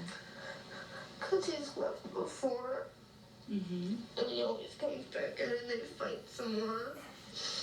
When he comes back? Everybody was a victim in that household. And when I say that, I mean not just once, over and over and over and over. We want to go ahead and talk a little bit about how you're feeling and what you would like to have happen. You know, what you would like to see your mom do at this point, as well as what she's prepared to do to help keep you guys safe. I'm glad something finally did happen, since this happened before. He gets very violent sometimes for the littlest things. Throwing things, throwing me against the car, or throwing me on the ground, or grabbing me by the head, or choking. One other time that he got all mad at my mom, and they went outside and he threw her on the ground and he started hitting her and beating her up. I kept waiting for the black eyes and broken bones, but this is going to lead to something. I mean, it's going to lead to just straight death without that in between if it doesn't stop. The next morning, Ray follows up with a phone call to Jan. Just being able to get a hold of them is refreshing, because a lot of times the next day you can't find them. Sometimes they're at the jail bailing the person out. I would like for you to come down here because Leo could be released within an hour. Hi, how are you today? Jan's father, Bob Barstow, accompanies her and her 13-year-old daughter, Jana. Do you want to try to get into safe shelter? Do you want to go ahead and do protective order? I don't necessarily want to keep Leo away from his son or us. He's fine with us most of the time. She was bailing out already. He doesn't know why he does these things. It's kind of like holding somebody over a cliff and feel your grip losing, thinking this person could die. I think it's harmful for a child to have a parent that they see every day suddenly disappear from their lives. It's not nearly as harmful as seeing outbursts, violence, and assault. If this keeps going, those rages are going to be so terrifying to that child that he's not going to know whether he can trust him or not either. And he feels that. These fights scare Sterling so much. And the other kids as well. So what I would suggest is that you try to get out of there. I've lived out of boxes before after the first time. It's hard on us. And the kids don't deserve that. I could rent a house for you. Oh, Dad, that drains y'all so much. Well, baby, you're my daughter. Doesn't make any difference. I told him last night the reason I'm in situations like this is because of the kind of parenting that I got, and this is the man. I taught her everything she knows. Yeah. It's very likely that Jan's pattern started at an early age when her mother and I were still living together, and we didn't know how to handle and communicate things between ourselves. Dad's been through lots of counseling, and now he's being like the father that I wish I had when I was growing up. So I appreciate that now. I don't know how to solve the problems because I never saw my parents solve them. They just argued and my dad left. And with Leo, he'll blow up or he'll argue, and I'm the one that runs to the car and leaves. My bedroom was next to y'all's, Dad, when we were kids. I heard Mom screaming out, "Bob, don't, you're killing me." And it scared the daylights out of me when I was a kid. I couldn't come over and do anything. And that's when I got a piece of paper and I wrote on it, "I hate you, I hate you, I hate you." And it was about you because I'd never felt it before. So now I'm giving it to the kids. But I can't let that happen because they'll find relationships to resolve this problem they're going through. You see a generational domino effect that seems endless. Right at that moment was an opportunity to go ahead and interrupt that cycle of violence. He's going to be out of jail. He could be getting out of jail right now. So the best time to do it is right now.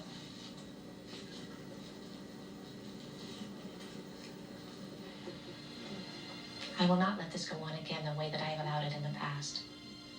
I will file every time there is something like this. I've seen the value in it now. And I need to do that for my own protection and for the children, so I'm clear about that. Jan decides to file the police report needed to investigate a past incident. Thank you. I want them to have a supportive family, one that nurtures, one that doesn't cause fear and fright. We don't have that right now. Lee wouldn't have been taken away if he hadn't have gotten out of control. Bear, the only part where I'm responsible is for not having them taken away the first time, because that showed him he could get away with it. Leo was released from jail that afternoon. He pleaded guilty to an assault charge for throwing the rock. Jan and her kids went to live temporarily with Jan's father. It feels good to stop it. There's a place of love in my heart for Leo. It's as deep as it ever was. I think it's the most loving thing I could do. By having him have to look at himself honestly, instead of being part of his cover-up. I hope Leo goes to counseling, and I hope my mom goes to counseling with him, and that maybe they won't live together, but they'll still be friends. This matter of passing things down from one generation to another doesn't stop until someone takes the responsibility to learn a different pattern. And if Jan doesn't, she's going to fail her children. 2.5 months later, Jan and her children moved to a new house of their own. A restraining order prevents Leo from having any contact with them. I had always thought that battering occurred among minorities and people with less money and less resources. Then when I went to the Battered Women's Center, there were these women. They were just like me. A lot of times, affluent, educated individuals cover things up a lot more and tolerate it because they don't want the social stigma. Victim services. I'm so glad they're there. If I had known that they'd be as helpful as they are, I think I'd have stepped in earlier. Helping people who are being abused is the kind of cause that everyone should have. Because if we can ensure that everyone's safe, it makes it a much better world to live in, doesn't it?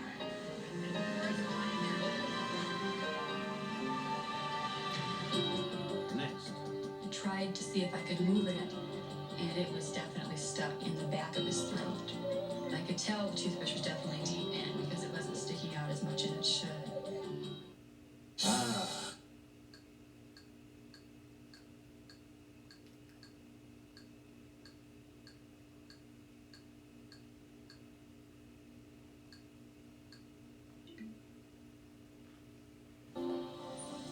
Each year in this country, nearly 8,000 children die from preventable injuries. As parents, we try to make our homes safe from anything that could pose a threat to our kids. But on January 12, 1993, while Kim Dittmeyer was at home in Germantown, Maryland, looking after her 2-year-old son, Kevin, she found out that in certain situations, almost any object can be dangerous.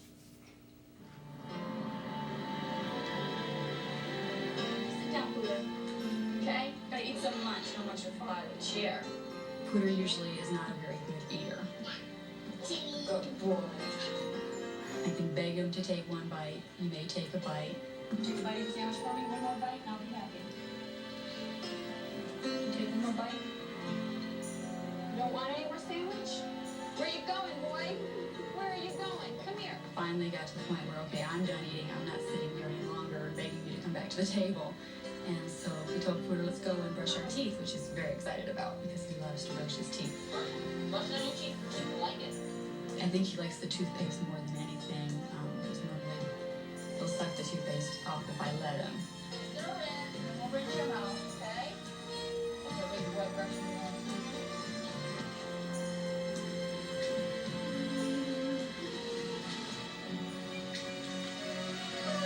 Are you okay? It was a real typical cry like I'd heard him do when he's frustrated, but then I thought the toothbrush is in his mouth. What happened? What happened?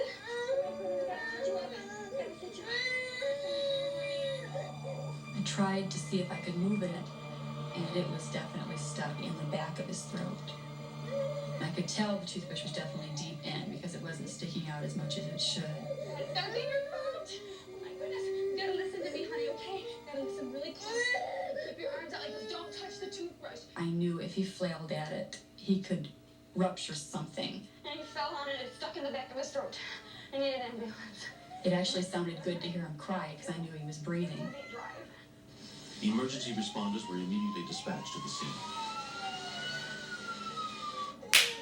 My mind went back to a Rescue 911 show that I saw. You don't cry, it won't hurt so bad. Through the whole show, they kept impressing on how important it was that if we are ever stabbed, to leave the object in because it may be acting as a natural cork. Don't touch the toothbrush. I'm coming right back. Coming right back. I'm right here. I'm right here. Oh God, they're not here yet. Don't touch the toothbrush! Keep your arms out, okay? Oh God, please help us. Okay, there they are. Within 4 minutes, rescue workers, including paramedic Sherry Markwood, arrived to treat the little boy. Looked into his mouth to make sure that his airway was not obstructed, and it wasn't. But I could not see the bristles of the toothbrush. It was buried that far. But I was amazed. I had not seen anything impaled into a mouth like that before. But it's a protocol that you never remove anything that's impaled. You package it to where it's stabilized and it won't come out by itself. But the doctors take it out. 2-year-old Kevin was briefly examined at a local hospital, then transferred to Children's Hospital in Washington, D.C., and put under the care of emergency physician Bob Bell. It was a perplexing problem. With penetrating injuries to the mouth, there was a death rate of up to 30%. I urgently wanted to obtain some consultation with doctors who may have been more familiar with this type problem.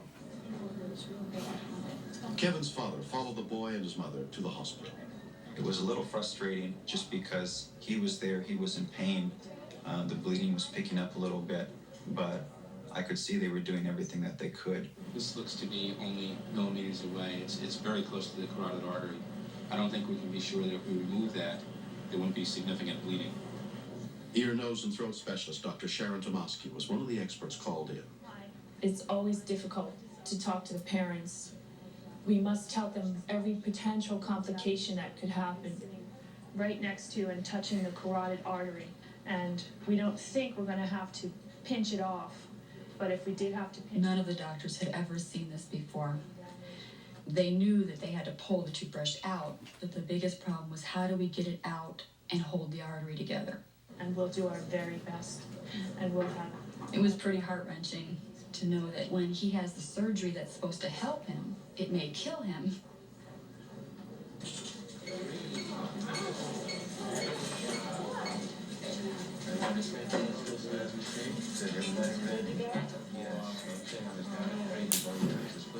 Dr. Kenneth Grunfast headed up the surgical team that performed the delicate operation.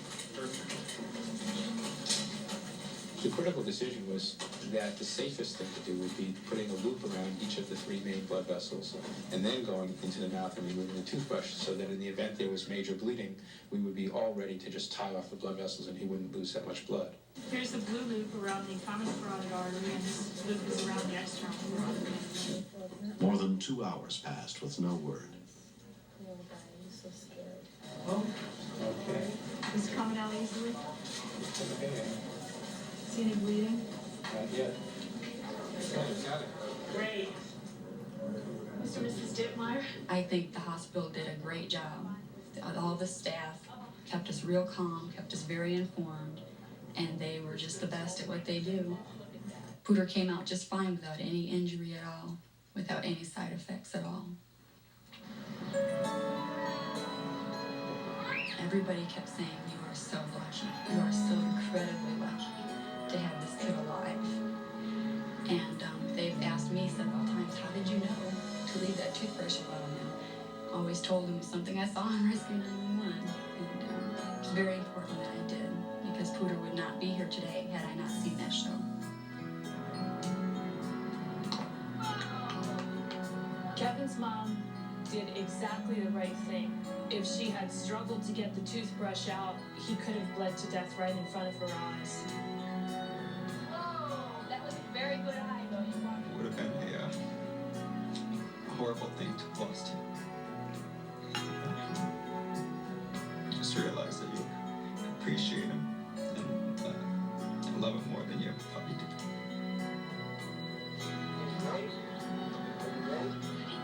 Don't ever let children run around with things in their mouths.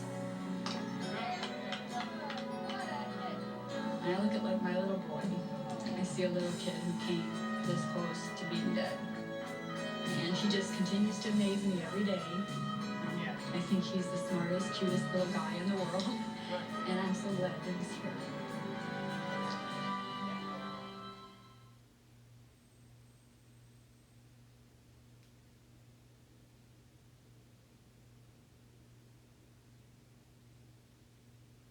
Meow.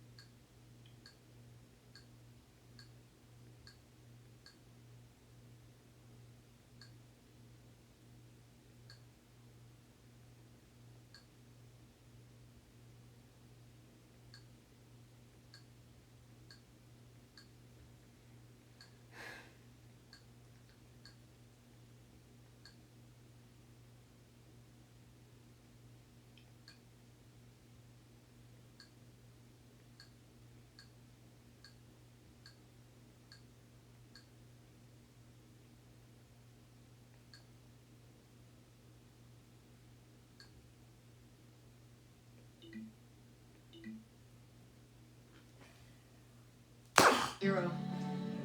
Okay. So long, Corporal Graham. Bye.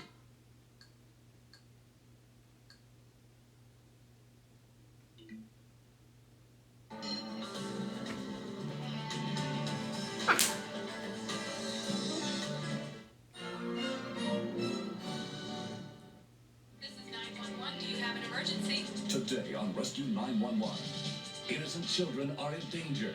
A neighbor's careless aim explodes into a deadly disaster. It was just a nightmare unfolding right in front of my face. I loved my sister and I didn't want to see her die. Plus, a go-kart crash nearly kills a little boy. His chances of survival are not that good. I was just in a state of shock. I don't think he had more than an hour or two left. On Rescue 911.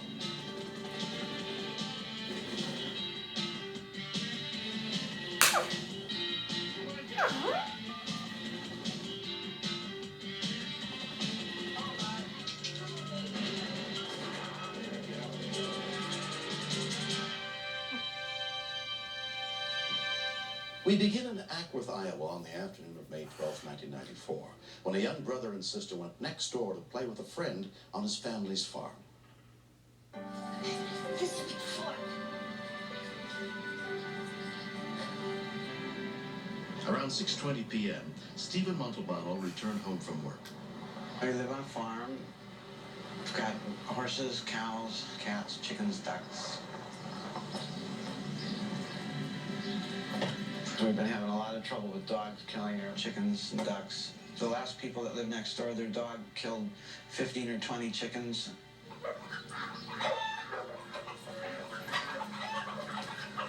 Get out of there! I just assumed the worst again.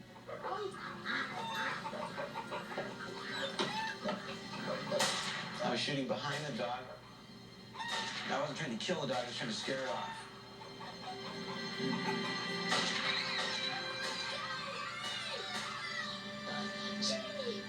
When we continue, I couldn't believe it was happening.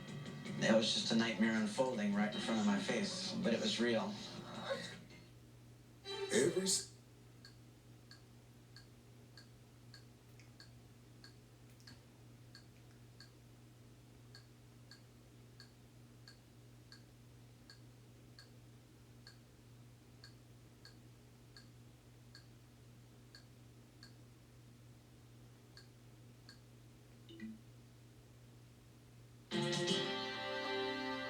when a man trying to scare away a dog shot his rifle into a shed, he did not know his stepson, Andy Neal, had been playing there with friends.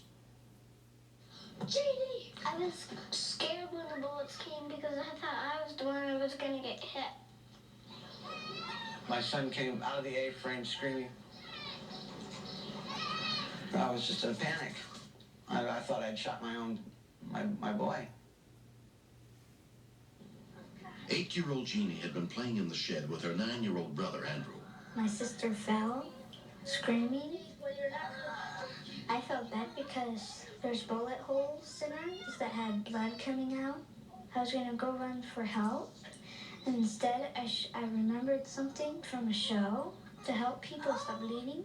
And so I took off my shirt and put it on the hole that was bleeding closer to her chest.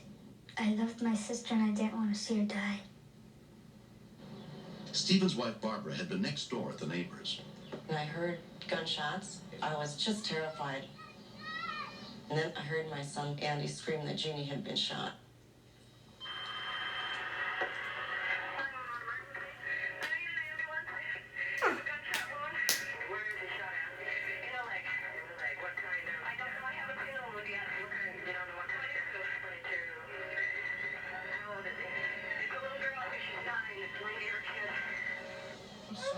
I couldn't believe it was happening.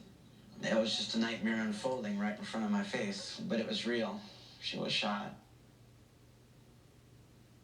This is gonna hurt. She said, "I'm gonna die." I said, "No, you're not gonna die. Everything's gonna be okay." And then I saw that she was shot in the side of her chest. All I could think of was, I killed a kid. I felt guilty. I felt ashamed. It's really hard to look at a little girl that's been shot, especially if you're the one responsible for shooting her. It's real painful.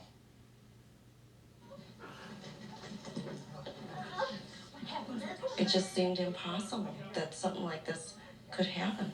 Your mommy's coming, huh? Here's this little bitty girl. She's so sweet and so frail. You're not gonna die. The second bullet had gone into her back. My biggest fear was that it was in her spine. I couldn't think of a more horrible thing for a little girl than to be paralyzed for the rest of her life.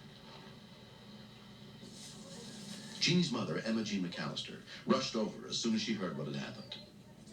To see that bullet hole there was really an obscenity. A violation of a very sweet child. And very frightening, because there was no exit wound. Yes, we just made a call for an ambulance. Yes. Hey, we've got rescue en route, but we're so far out that maybe an airplane would be better. Okay, well, we'll check on that. Also, who was on the other end of the gun? Who shot who? I was. Okay, you're the one that shot her? Yes, this is an accident. Warren County Sheriff's Deputy Gene Kuhn arrived within 11 minutes.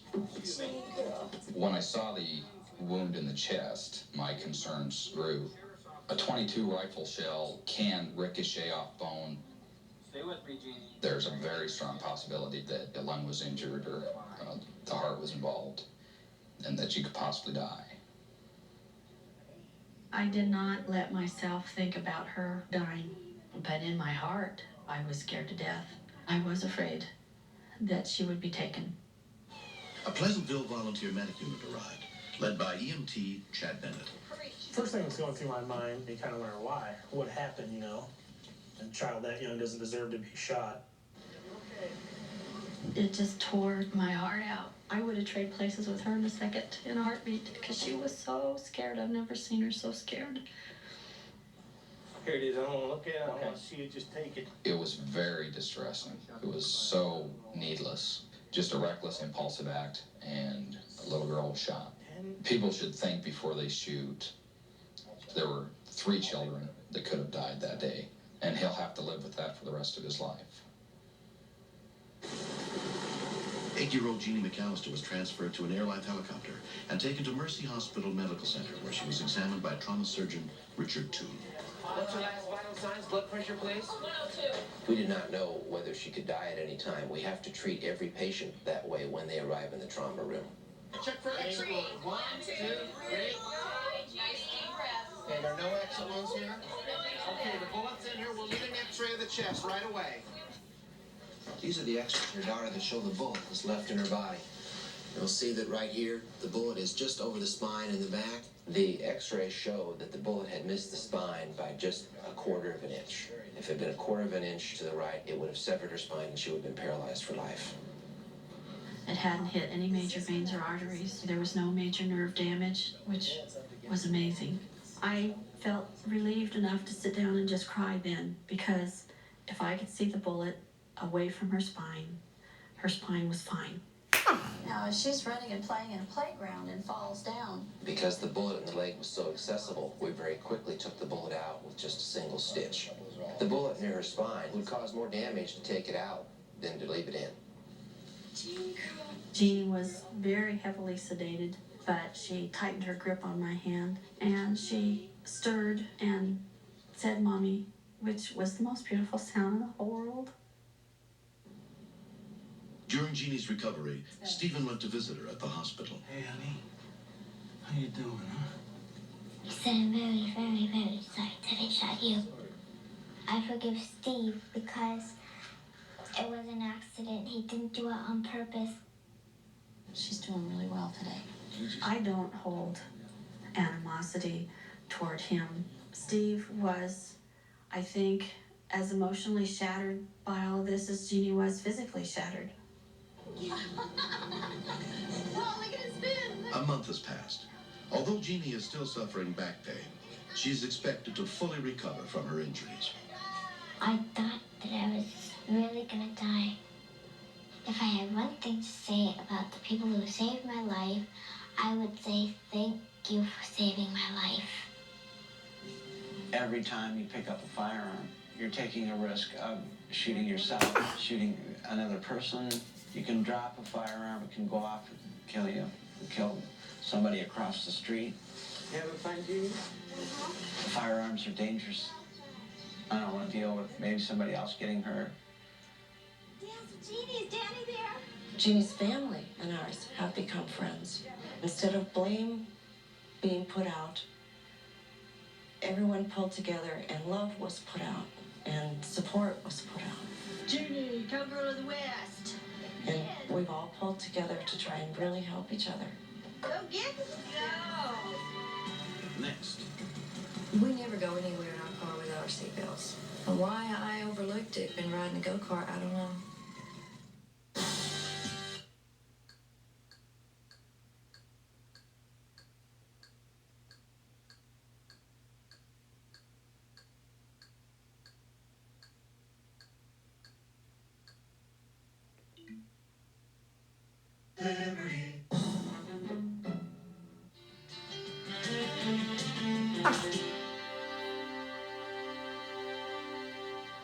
Unfortunately, when children are born, they don't come with a handbook. On November 6, 1993, when friends and neighbors Steve Scott and Faith Carrizales of Wichita Falls, Texas, agreed to take their kids out for a drive, they had nothing but the best intentions.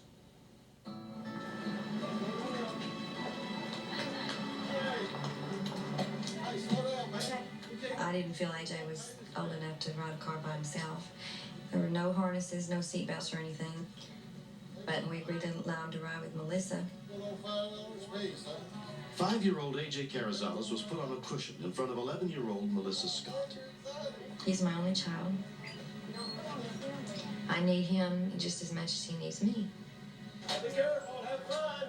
See you on the back side. Okay, let's go. Hey, let's go. All right.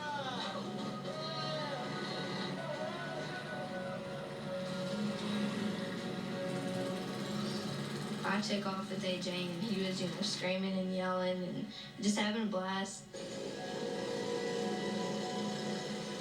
AJ was all smiles. He just thought that was the neatest thing. He'd never been in a go-kart before.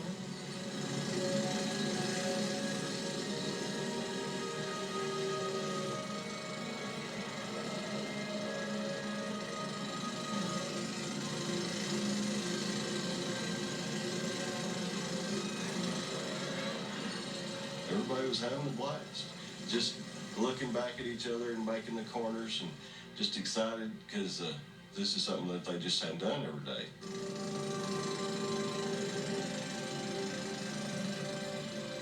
We got through with the first session and they were cold, but they were still wanting to ride more. And I said, well, maybe one more time.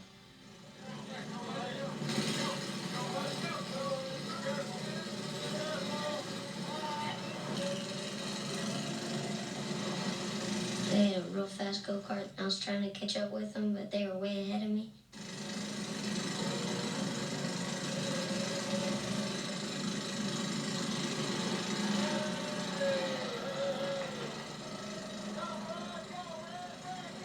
My brother's still right behind me, just making faces and, scaring me. I had the gas all the way down, and we were going awfully fast. It seemed like 50 miles an hour.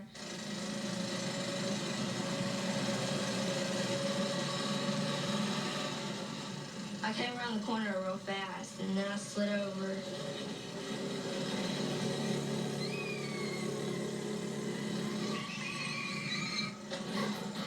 All of a sudden, there was just a quick turn right in front of us. What happened? AJ, hey. It just happened so quick. My head just went, it just popped or something, because I hit just head on. So what happened? What happened? I didn't see the actual impact, but AJ was very limp and very listless. We weren't real alarmed, we just thought he got the wind knocked out of him. Be real easy. He had no visible injuries. There was no blood, no bruises, no, nothing. Easy. He was just kind of moaning, like when he got socked in the stomach. And he said, Mommy, I don't want to ride the go-karts anymore. Please, don't bring me back here anymore. Just take me home. Let me go to bed. We'll give you a call. We'll get back. Okay? Good. Here we go. AJ's the kind of kid that takes a knock and he gets up running. So if something knocks him down and keeps him down, then that's an alarm for me. Against You AJ's know, I objections, think Faith decided to take her nowadays son to Wichita at General go-kart Robert tracks, Penson was the if emergency physician on kids duty are that night. little and they're too young The to nurse was drive a concerned the child was go-kart by injured by the way he was holding themselves, his abdomen. a He parent also was can complaining that drive actually he was all right and just really kid wanted to go around the home. go-kart track and they have like double seat go-karts. I stayed And in the the waiting kid area wears with Brad a and Melissa. seatbelt, The hospital didn't look very and busy at that time, but all of a sudden there was The more adult doctors. wears a And there was more seatbelt. nurses and there was people You know, moving because, around I mean, at a faster pace. That's actually much safer And than that just was when putting a the little goosebumps kid came in up on me. front And I knew that something was of not an good. 11-year-old kid. AJ was given a CAT scan to check for abdominal Putting the kid injuries. on a cushion. We'll go home when we're done, okay? It's not gonna take that long. He had an extensive laceration of his liver. Due to all the potential complications, his chances of survival are not that good. To make a decision is his best care. I was just in a state of shock. And I guess a part of me really didn't want to believe that it was that bad. Whether he was going to live or whether he wasn't, that was the time to say bye to AJ. We stood there until the helicopter was out of sight, wondering if you'll be able to see him when you get there. AJ was taken by Care Flight helicopter to Cook Fort Worth Children's Medical Center, 120 miles away. There, he was put under the care of pediatric surgeon Charles Snyder. He had a massively distended abdomen by the time I saw him. And I don't think he had more than an hour or two left. One of those veins that drain the blood out of the liver back into the body was ripped. And it's a difficult area surgically to get at. He also had essentially torn off half of his liver, and we completed that tear and removed that non-functional segment of the right part of his liver. We did everything we could to try to keep it up, but his blood pressure did drop a few times, and he may have had some poor blood flow to some of the organs in his body, including his brain, and we just won't know. He could have brain damage, lung damage, kidney failure. They didn't know if the repairs they made to his liver would hold. 95 to 99% of injuries that serious don't survive.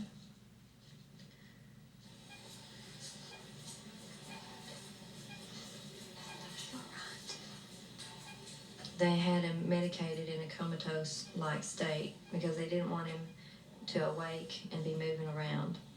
And all I could do was just look at all of the digital numbers on all of the equipment that was hooked up to him, just willing him to get higher and to get better. Oh, God.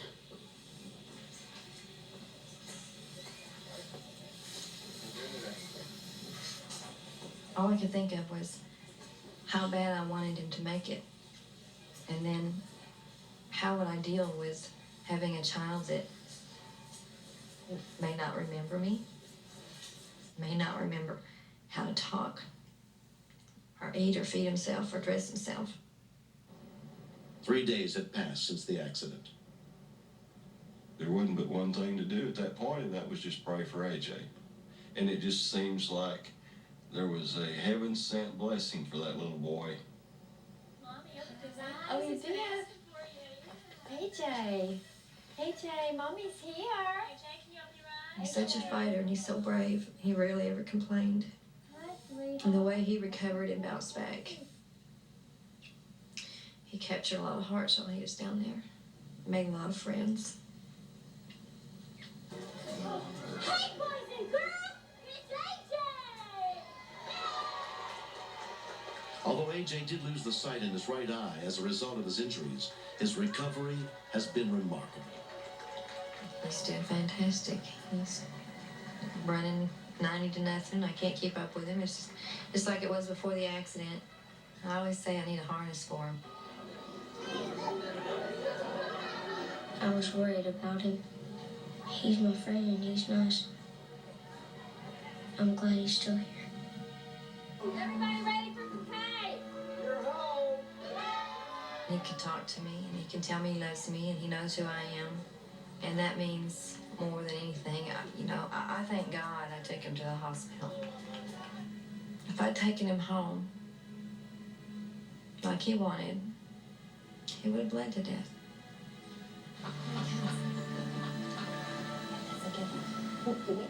I got him in the garage, knee pads and arm pads, and I could be safe. And I go in a go-kart. We never go anywhere in our car without our seatbelts. And why I overlooked it and didn't think through enough to see the possibility of any danger in riding a go-kart, I don't know. That's something I have to live with. My little girl, Melissa, had an airbag. It was A.J. Corzolis. He's a miracle child, and, I feel good about that. They're best of friends. They always will be. They'll never forget each other.